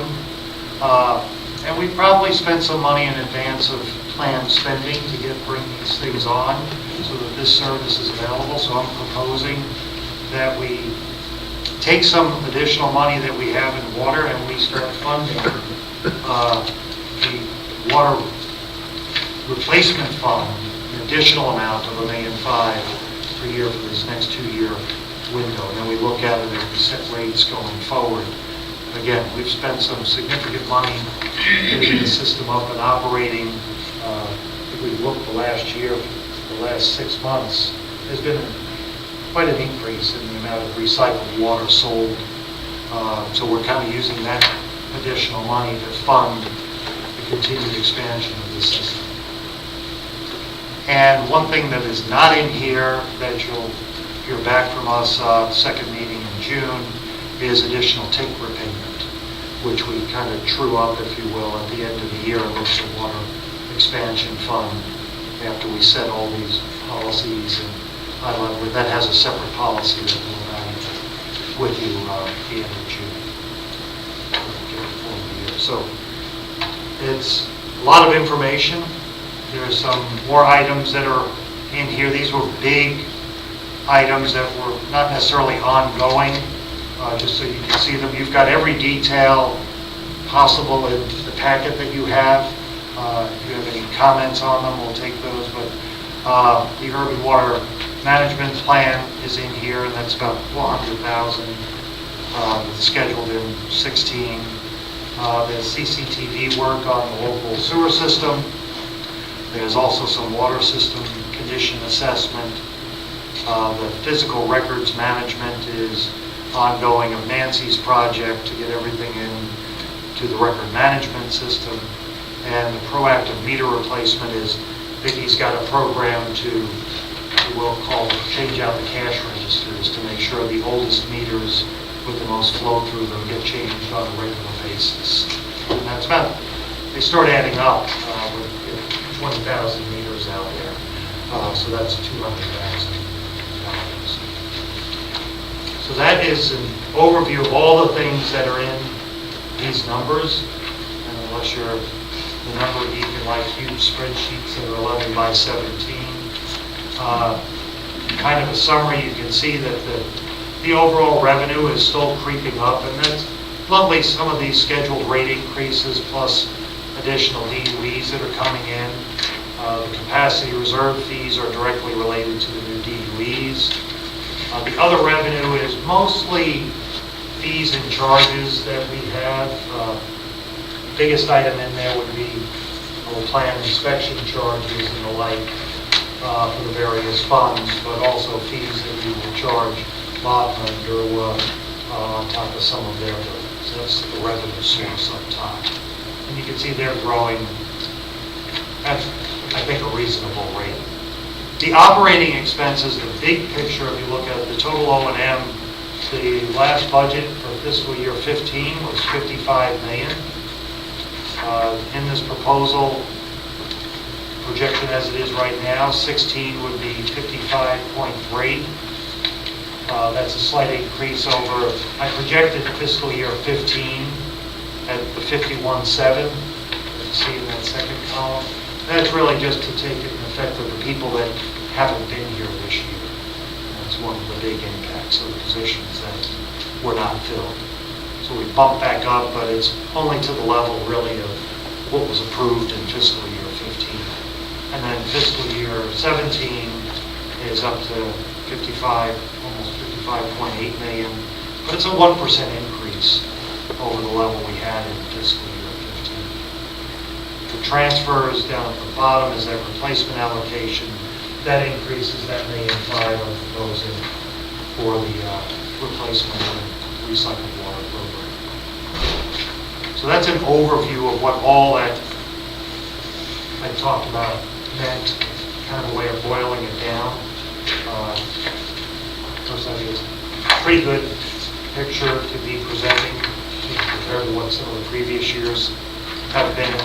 We meet our debt coverage ratios.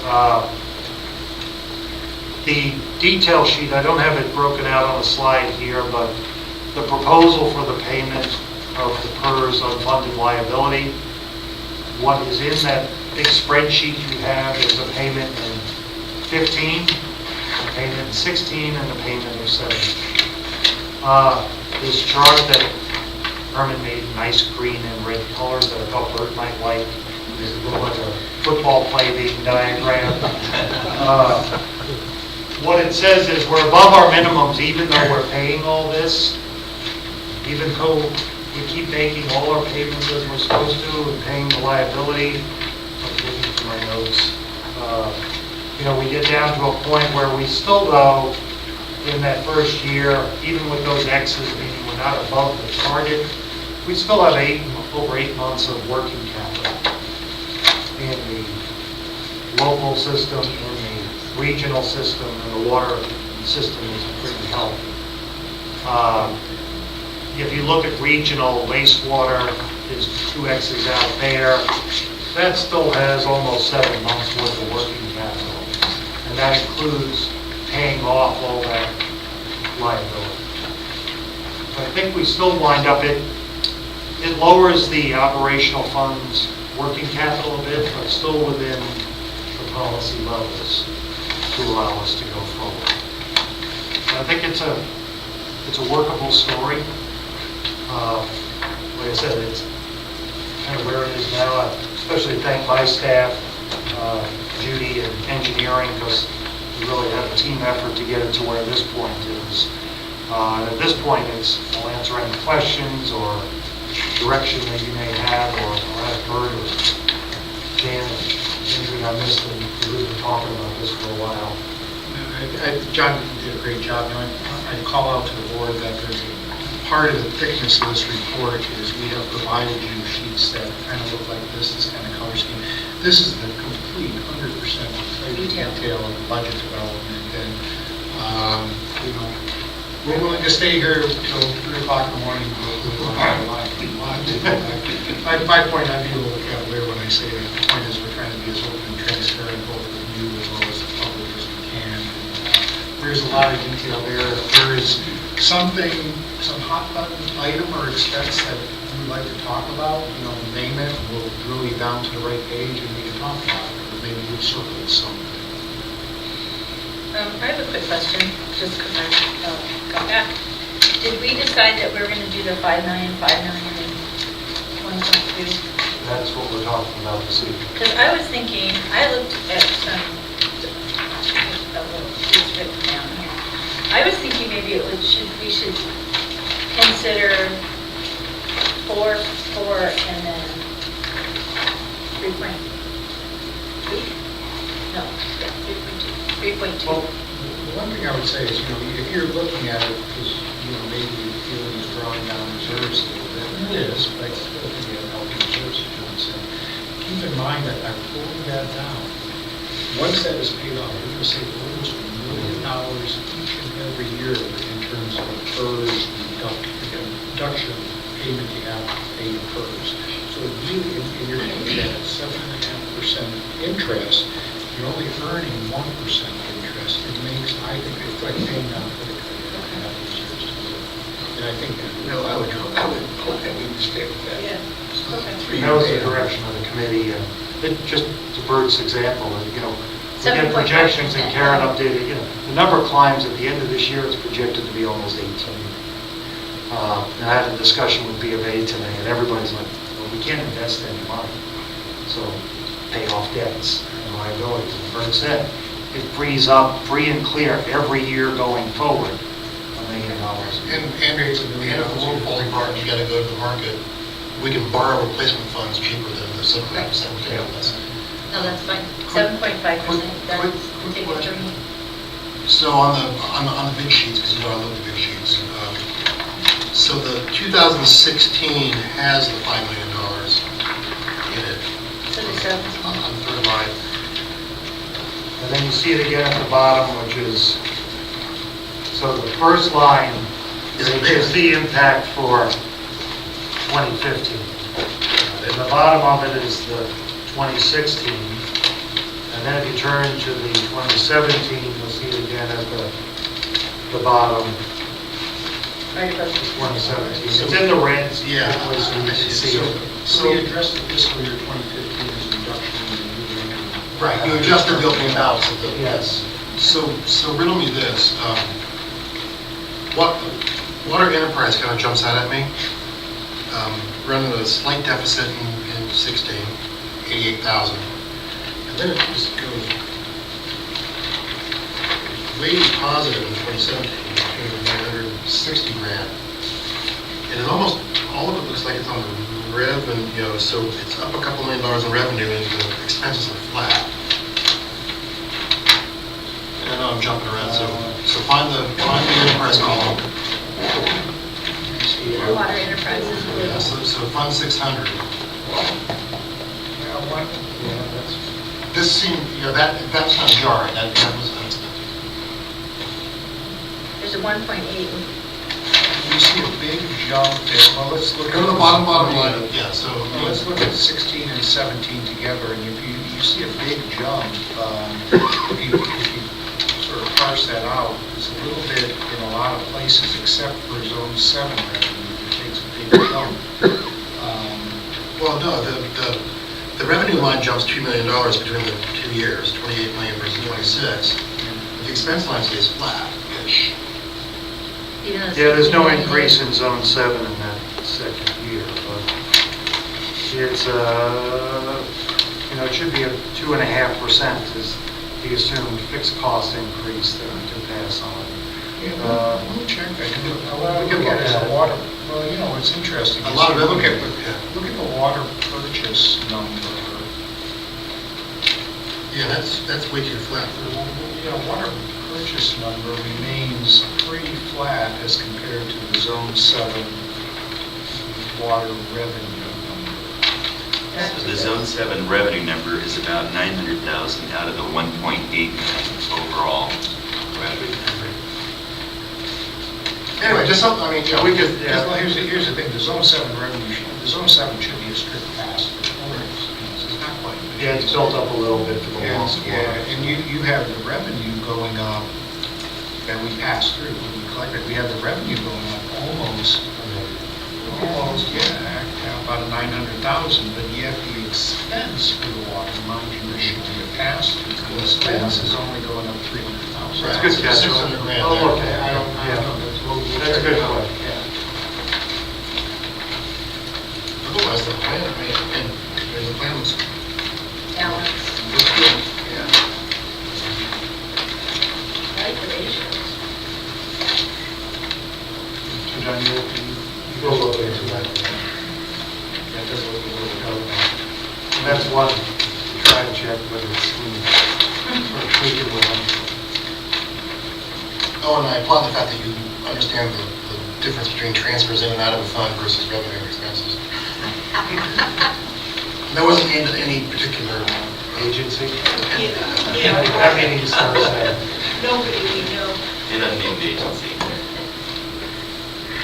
So are there any other, otherwise we'll prepare based on this. If there's any changes with that, we'll report it back at that point. Like I said, Bert and managers are still going through on some cleanup. If there's any other information to take back to consider. Looks very clean. So this is, we're talking about June Second. Targeting June 2nd. No, I like this. This was very helpful. I really like it.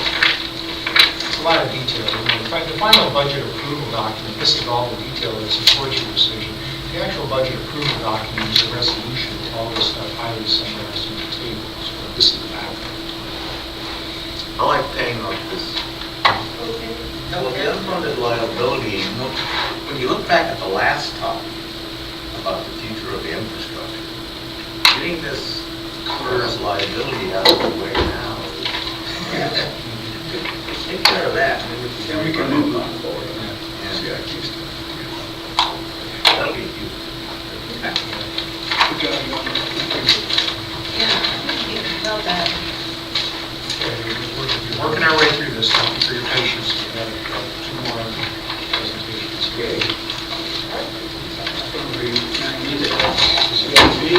Mr. McIntyre.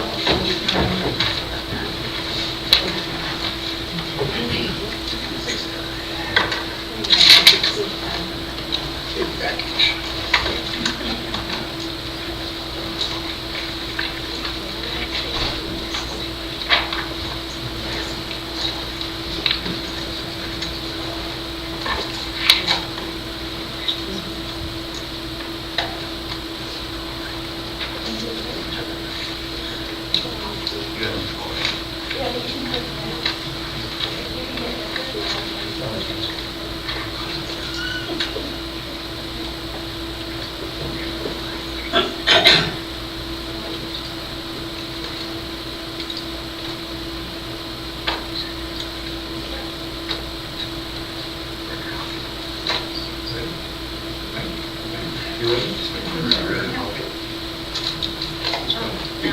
Rich will be right back. Anybody want water? Good evening. Good evening, President Forte and directors. We're presenting tonight the Capital Improvement Program, which has two primary elements, the 10-year capital plan and the 2-year capital budget. Now, the past practice has been to have these two elements of the capital plan, the program, the plan and the budget, as two separate documents approved at slightly different times in the budget process. Staff has streamlined and consolidated and combined these two items. You have the 10-year plan as the foundation, and the first 2 years of the 10-year plan is the capital budget. In addition to merging these two documents, we made a number of other refinements. We've grouped the projects by general project type to make it easier to find the projects. So the 5 categories that we have now are master plans, general projects such as the field operations facility, water, wastewater collection, and resource recovery facility, or the regional wastewater plant. Some of their obvious enhancements are in basic presentation to make it more user-friendly to the layperson, including some location maps, some illustrations, and streamlined fund balance graphs. We've begun to explicitly incorporate asset management information into the capital plan.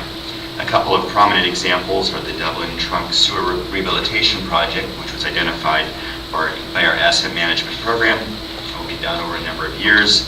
And the second example would be a water line replacement program in the Wineberry area, which is also identified in our asset management program.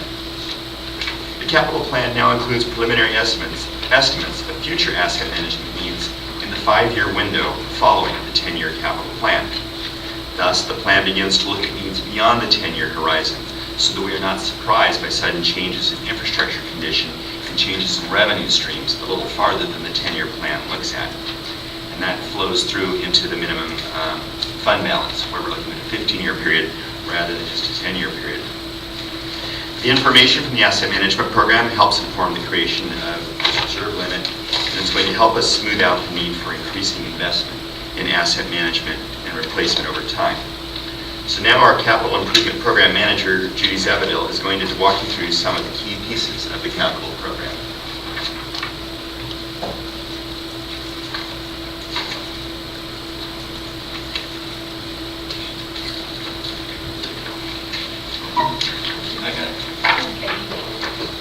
I'm going to start with an overview of the capital expenditures over the 10 years.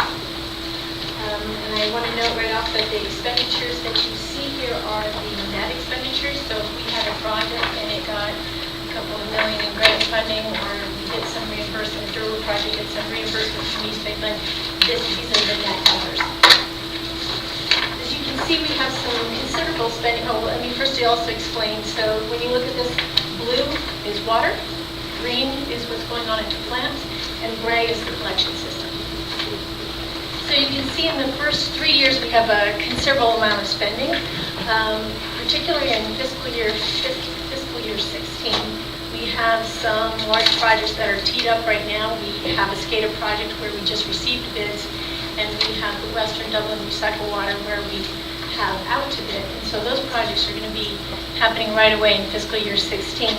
So those two projects, along with the core yard project that we discussed in the previous meeting, add up to $13.4 million in fiscal year 16. Beyond fiscal year 16, we still have a lot of spending in fiscal year 17.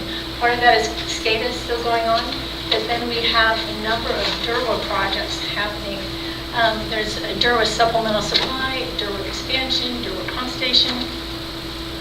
Those projects added to $7.6 million in those fiscal years 17 and 18. Then we also have, you can see in fiscal years 17 and 18, there's more green bars coming in, or adding to the total height, and that is a fourth digester and a fifth clarifier, and those two projects together add up to $12 million. So we have a number of very large expenditure projects that are happening here in the near term, and then you can see our expenditures go down. And then at the end of the plan, we have a spike, and you'll see a large part of that is in the green, and that is related to trying to anticipate projects that will be needed for regulatory compliance. I know Dan has given you a presentation in the past on the need for nutrient removal, or expected need for some nutrient removal at the plant. And there's also a dewatering project there, which would vary based upon the next presentation we're going to hear. So now I'm going to go over some, I'm looking at my screen and expecting it to work. So now we're going to go over some of the larger projects in the capital budget, and then some of the smaller projects that I know that the board has mentioned and Dan and John referenced in his presentation. One large project is, DSRSD continues to expand its recycled water distribution system, and this is the Western Dublin and Alameda County project. We've already completed the Alameda County portion, so Santa Rita Jail is now getting water, and Steve's been working hard to get that going, and got it hooked up the other day. The western portion of this project, as I said, is out for bid, and that project will be constructed this summer. This total project is $5.9 million after we receive reimbursement from the state, a $2 million reimbursement grant. As I said, there's a number of DURWA projects coming online in fiscal year 17. So as DSRSD continues to expand its recycled water system, so is Pleasanton, so is East Bay Mud. So all of our demands are ramping up, and DURWA will run out of supply and it will run out of treatment capacity in the next few years. So we have a project to expand the treatment plant capacity, add more pump stations, and to look for supplemental sources of supply. All those projects that I mentioned total $8.3 million as a net cost to DSRSD. I also mentioned the SCADA project. This project accomplishes a lot, and it's one of my favorites. So it replaces all the control systems at 41 different pump stations, reservoirs, and lift stations. It will replace our unlicensed serial radios with licensed Ethernet radios. It's going to upgrade our SCADA displays and our historians, so for better real-time analysis of the data and analysis of historical data. It'll also move us forward on some of the security improvements that we've been looking at. So it will wire our reservoir hatches and some panels with intrusion alarms that'll go into the SCADA system, and we'll also put card readers on all of our field operations facilities. This project is a total of $6.1 million.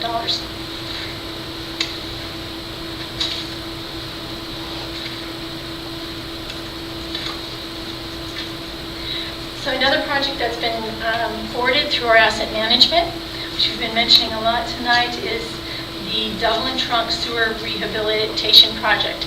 You may remember back in February, Gary Lee came and gave you a presentation on some of the things he had done, condition assessments of our large diameter sewer pipes. And so you might recall some of these pictures here showing the reinforcement showing in the pipeline and some spalling of the concrete.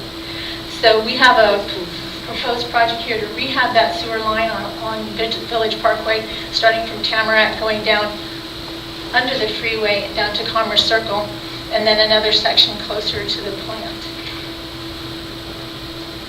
This project has a total cost of $4.4 million, and will happen over about a period of 6 years. the drought in the Tri-Valley, DSRSD and other agencies are looking to recycle water, particularly indirect potable or direct potable reuse, as a source of reliable local supply. And I know the board is looking towards local supply being 60% of our total supply. And indirect or direct potable reuse will be part of that. So this project was developed to forward that goal. And this project would develop a pilot system to evaluate the technology, which has changed over the years for indirect potable. And it would also serve as a demonstration facility for public education. And this project is, we've budgeted $100,000 in fiscal year 16 and $200,000 in fiscal year 17. The board has expressed an interest in improving public access and the quality of our board meeting video. This project will make improvements to the boardroom microphones and audio system and purchase equipment for real-time streaming and for later indexing of the board meetings. Maintenance staff has indicated that the equipment here is obsolete and very difficult to repair. And it's also a good time to look at doing this project. I know it has been reviewed before in the past. And at that time they said, well, we want to wait till we replace the carpet. And we also have a project in the CIP to replace the carpet. So the time is pretty good for this project. So that's a summary of sort of the larger projects and some of the projects I know that the board has mentioned. So if you have any questions on any other projects or any other thing in the CIP document, I can entertain them, or we can. I'll pass it back to Dan, and perhaps we can entertain them both. Okay, thanks, Judy. So that is the full overview of the capital plan and budget, and I'd like to conclude with an overview of the long-term trends and implications. The current 10-year capital plan adequately addresses our capital needs. So we know what our needs are, we know what our funding is, and those two are balanced. However, our developing asset management program shows us that there are significant rehabilitation and replacement needs just beyond the 10-year horizon. And there's two examples in your staff report, two graphs. One of the graphs shown here that you've seen previously a couple months ago, and it shows kind of a rising demand on our collection system in the years ahead, primarily just beyond the 10-year horizon. The new capital reserve policy begins to guide the district on ramping up replacement funding over the next decade. There'll be some policy decisions and further analysis and data collection by staff to fully fund those improvements over the long term. The capital and operational asset management strategies being developed will help manage and control costs. And then some words of wisdom on asset management capital budget. Better replace the sewer 5 years early than when, David. Amen. I'd like to conclude by thanking some key staff in operations. We had some of the supervisors there, Levi Morris, Dan Lopez, Dan Gallagher helped a lot in the preparation of the capital budget. The folks in finance obviously worked very closely with us and did like most of the hard work on the capital budget, and that's John and Herman. In engineering, I'd like to thank Gary Lee and Ken Peterson on the asset management stuff and a lot of graphics from Ken. Certainly I want to thank capital manager Judy Zavadil and Gemma Loppy, who you went through the total overhaul of the capital budget. And lastly, I'd like to thank Bert for encouraging us to invest the time to make the enhancements to the CIP book, to try to make it more user-friendly, a little more interesting, and look at even a little longer time frame than we have in the past. This number you said 6 weeks ago.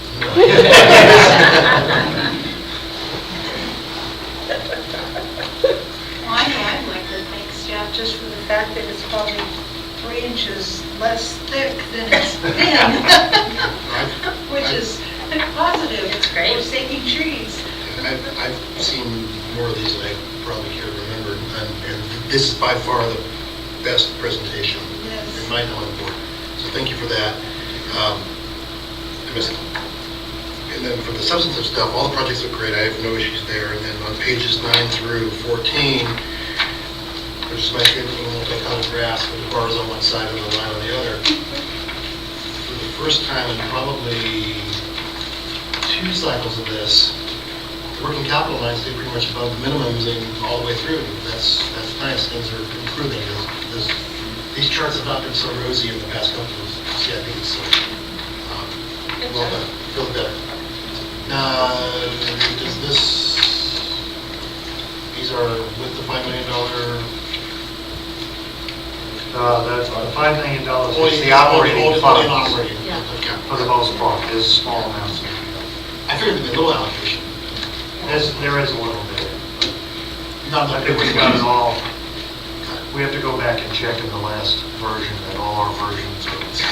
Make sure everybody's But the big money was out of the operating. Got it. Hold on. That's great.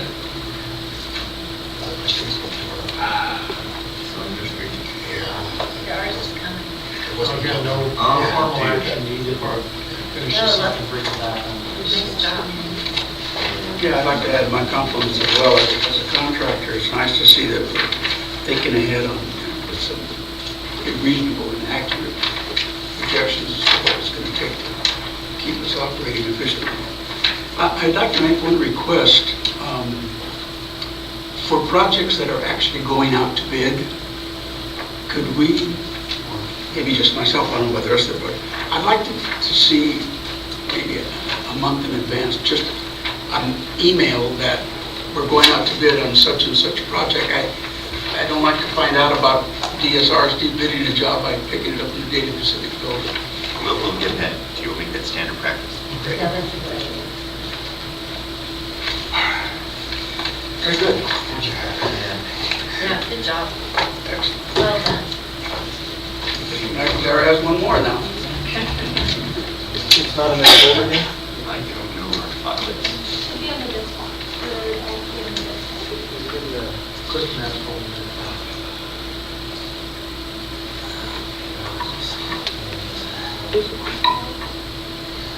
Give us your 5-minute elevator One of pitch. those. That's what the one was. This one?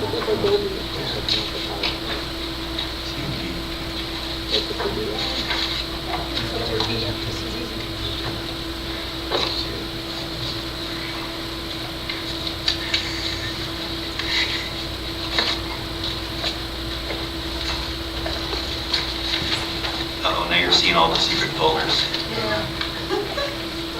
Not the city,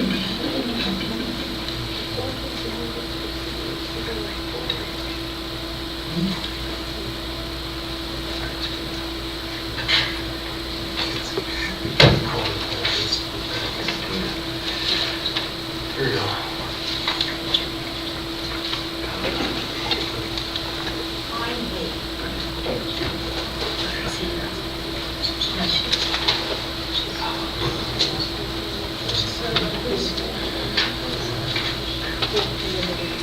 Okay, so we have tonight Senior Engineer Steve Light, who's going to give us an overview on an update on Bay Area Biosolids to Energy project.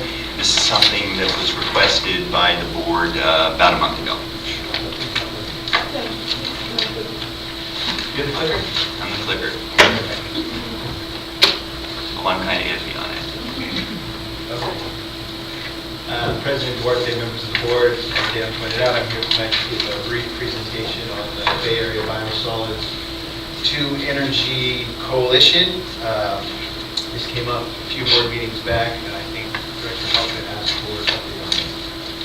Briefly, the history, the Biosolids Master Plan was accepted back in 2007. Part of the master plan had a recommendation to diversify biosolids disposal for the district. There was a loose coalition or a group of other agencies out there kind of concerned, worried about the same sort of stuff as us. Everybody got together in April 2009. It was formalized and into the Regional Biosolids Coalition. There were 17 members at the time. At this time, there are now 19.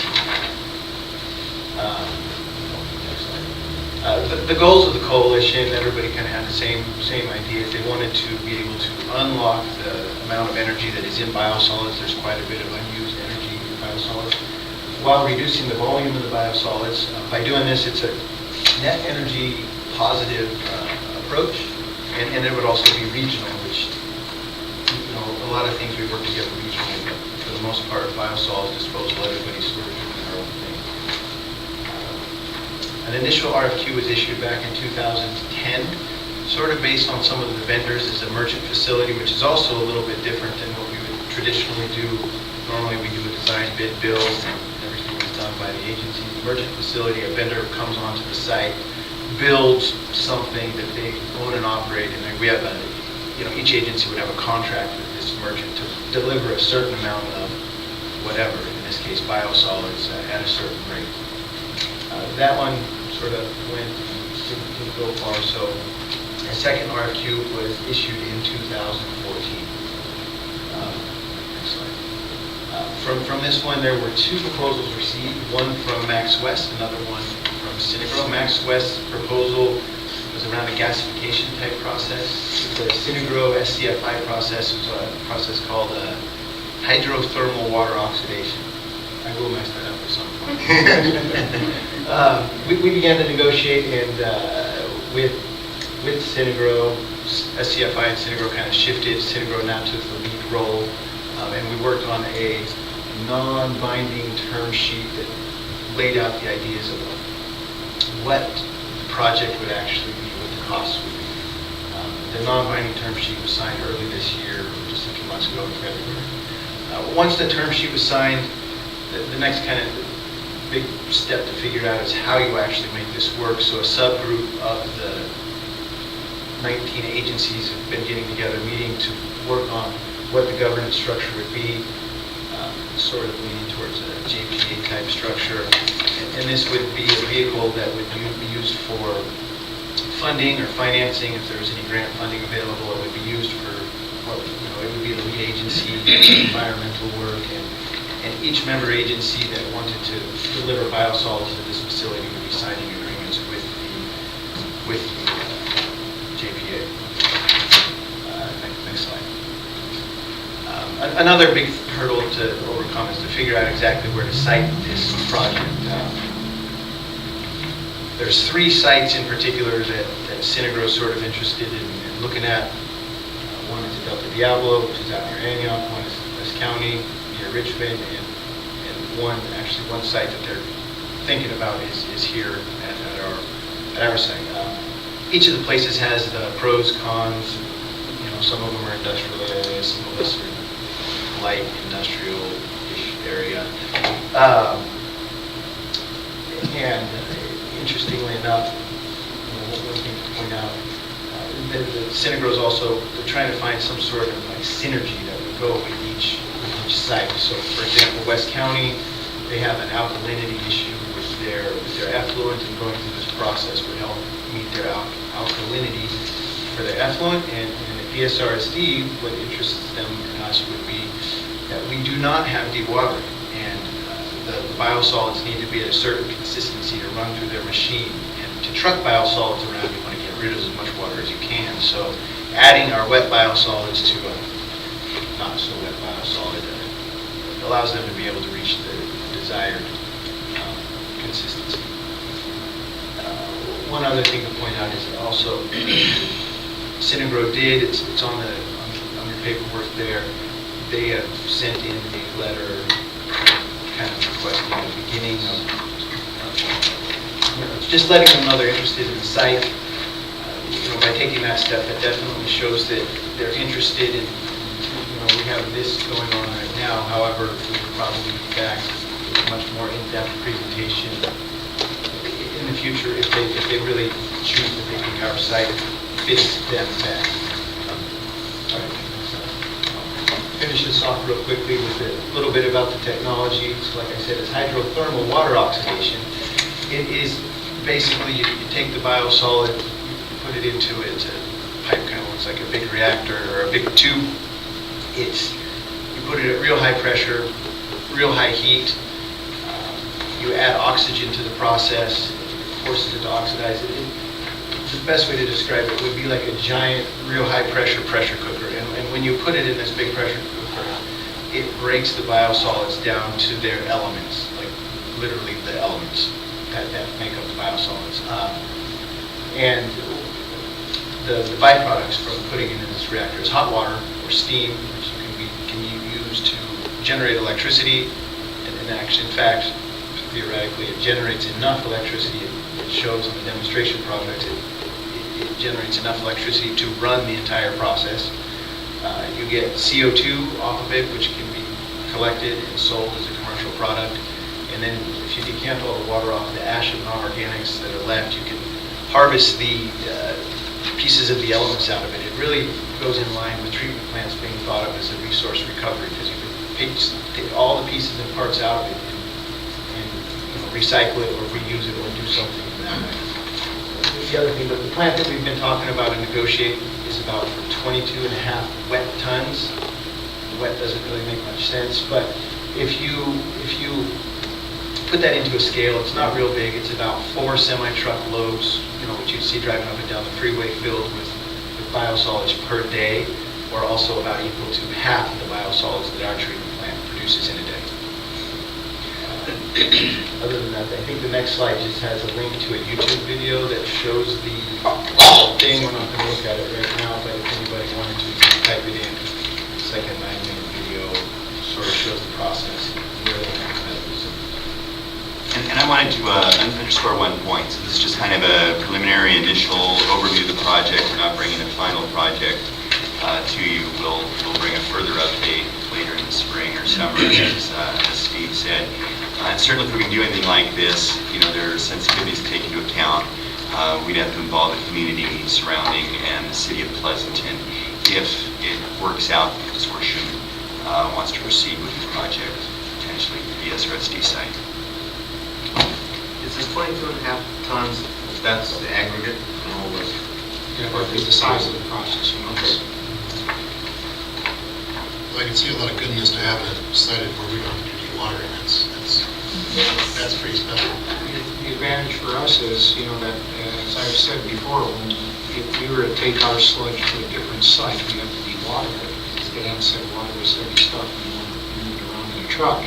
At first, dewatering facilities are very expensive. That first ton of sludge going out the gate is probably $10 million a pound of sludge. So this could save us literally significant capital investment. Yeah, The other thing that live here.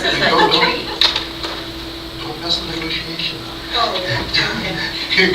There's some goodness, but there's a lot of badness too, and we'll have to counterbalance it. Got two questions, Steve. Yes. I'll let you recall, I was in the two legislative conferences that I've been able to attend back in D.C. I was part of the D2E lobbying committee. So I watched this project slowly developing. So the first question is, how are we doing? How is the joint JPA, if you, for lack of a better term, how are they doing with their efforts in lobbying to get the DOE to respond to our grant requests? Well, compared to the meeting in January or February, whatever month it was, I know it was cold. It was very cold. They have not, from the meetings I've been going to, they have not got the folks at the DOE to really budge at all yet.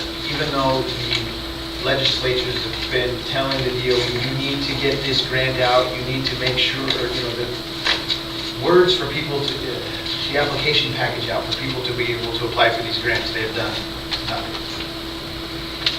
Yeah, because in terms of typical grants from DOE for a project of such importance, the 15 and the 25 million numbers that were thrown out, those are very small amounts for such a huge agency.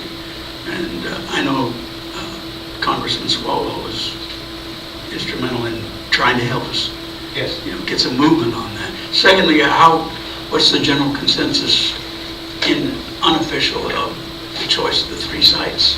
Are we in the running?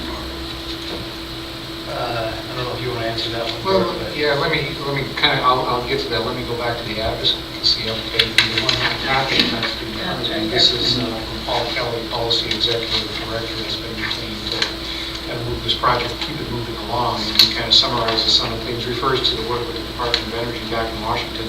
I think that's anything back in Washington, as you know, right now, is a long-term proposition.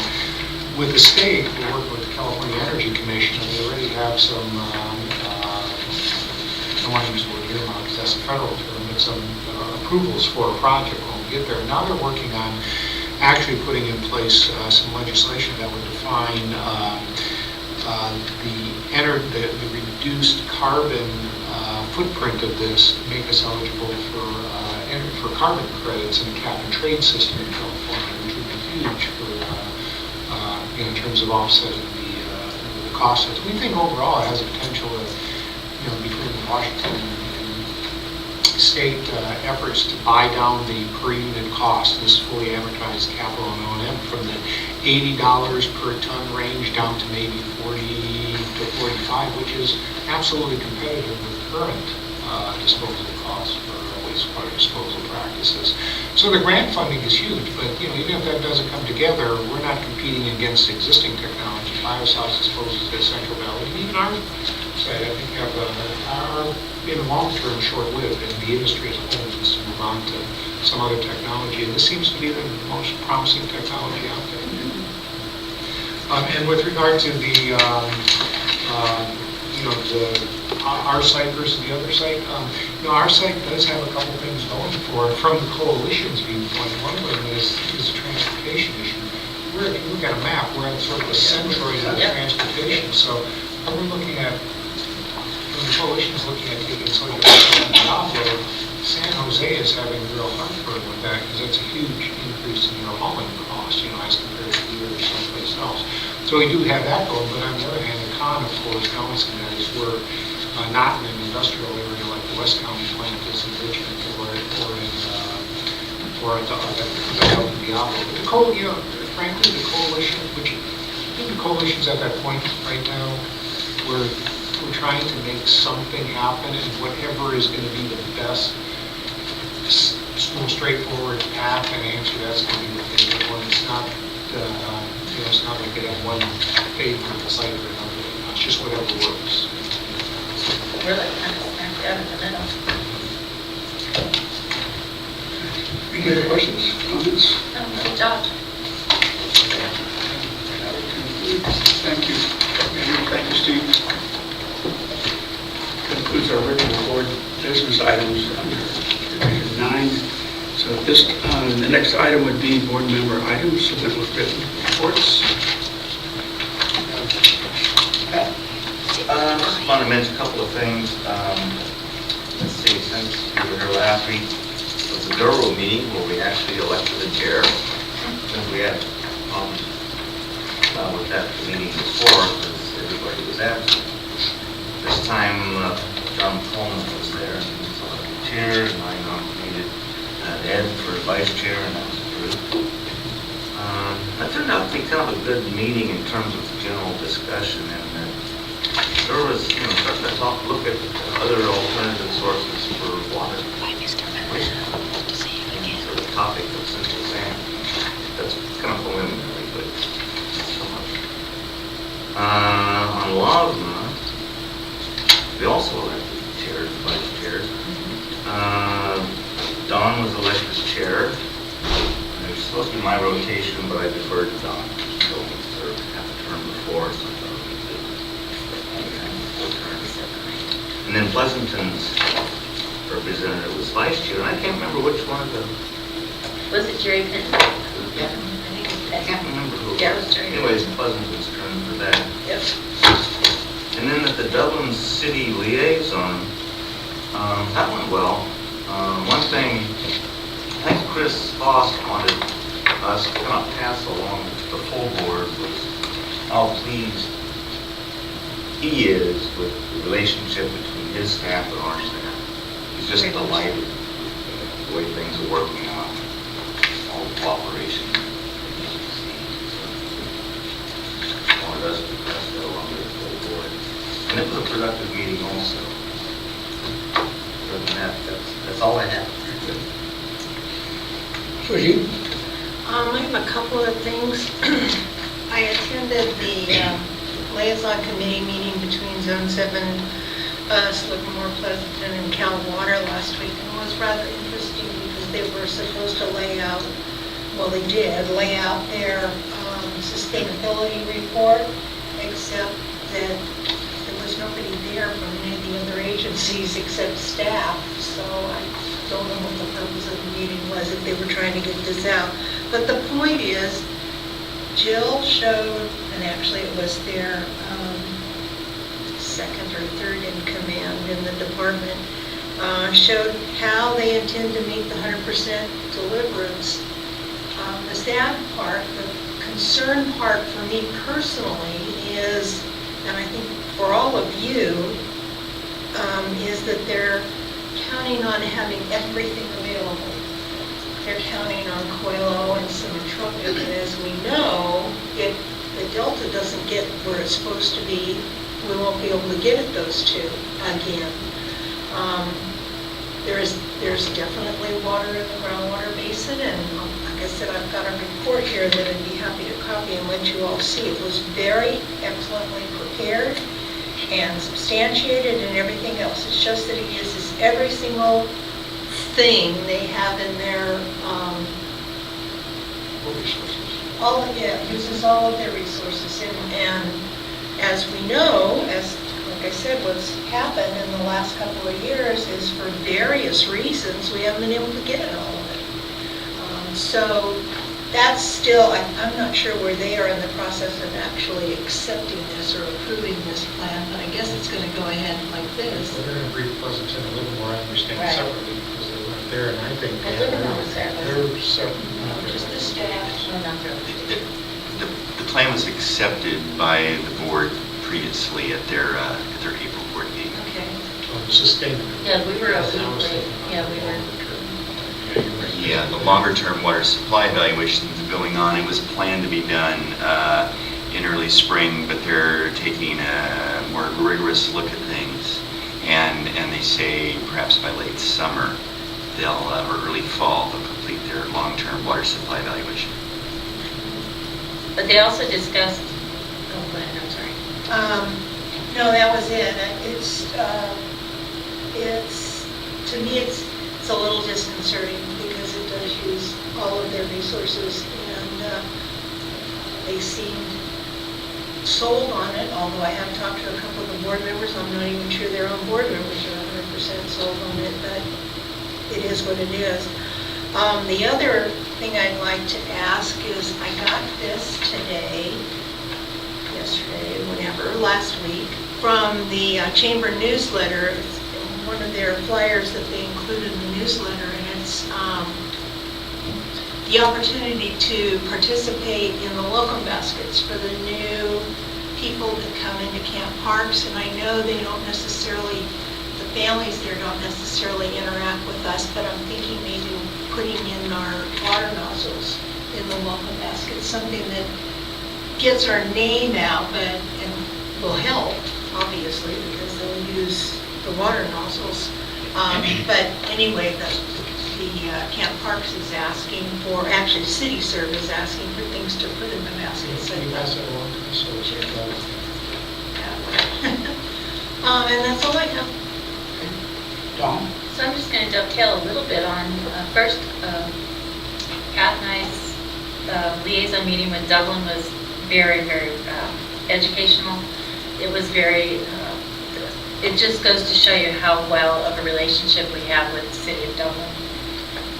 They were really fascinated by the tour. I think they were, the tour and the treatment of the water, the recycled water, so that was really unique to them, so they really appreciated that. Both plants? No, we took them through both water secretaries, where the membranes, we showed them the membranes. The tour was very well done, so. But that was very encouraging. The stats were really good, so they're, 81% recycled water. City usage is 81%. So that was really cool. Then we went on to the Zone 7 with Georgine, and I thought it was, they had 3 presentations, and a couple of things that I saw was, there was the presentation factored in, we're in the 10-year drought. So they're no longer looking at like a 4-year drought. They're looking at this as a 9, well, they say 9 or 4. But they're looking at this that we're like near the end of a 10-year drought, with the 2010 year being the odd, real wet year. It was just an interesting, it was like a subliminal message throughout the whole presentation. And they also looked at their projections for, 15, 16, 17, 18, 19, 19, 20, of 60% that we're going to be back to 60% water use, or Which is normal. water supply. Normal allocations. Normal allocations, which I thought was kind of unique. So I asked those questions and asked, it was just it was a very good presentation. But I still find that we're utilizing all the resources. There's a lot of we saved this year, last year, so San Luis has a lot of saved water for us. So whether that's ours or not, that's still... Actually, that was an interesting, I've never heard San Luis Reservoir being part of Zone 7's presentation, and I assume it's because it's federal water. It's federal and state. And State water, It's a too. combination of both. So it's just very interesting. So I'm still a little concerned. I'm very concerned as to where we're going next, but I guess we'll see. They don't seem concerned. They just don't seem concerned. They seem like it's, where it's all systems go. So I just find that when all the senior permits and all the permits are getting changed and the water allocations it's all a big swirl right now. So it's hard to say anything is permanent, this particular piece. Anyway, that was mine. It was good. Any other comments from anyone then? This time we'll be going into closed session for 2 items on the agenda, 11A and 11B. Any added personnel? Yes, Bob Matto will be joining us for the And as you stated before, Don will not be. Yep, I'll be on that one. I will be. Did you say that? Very well. Turn it back. What are you? Yeah, off what? Regional guidance. So is Nancy doing that? Oh, What happened there? Oh, they fired the other guy.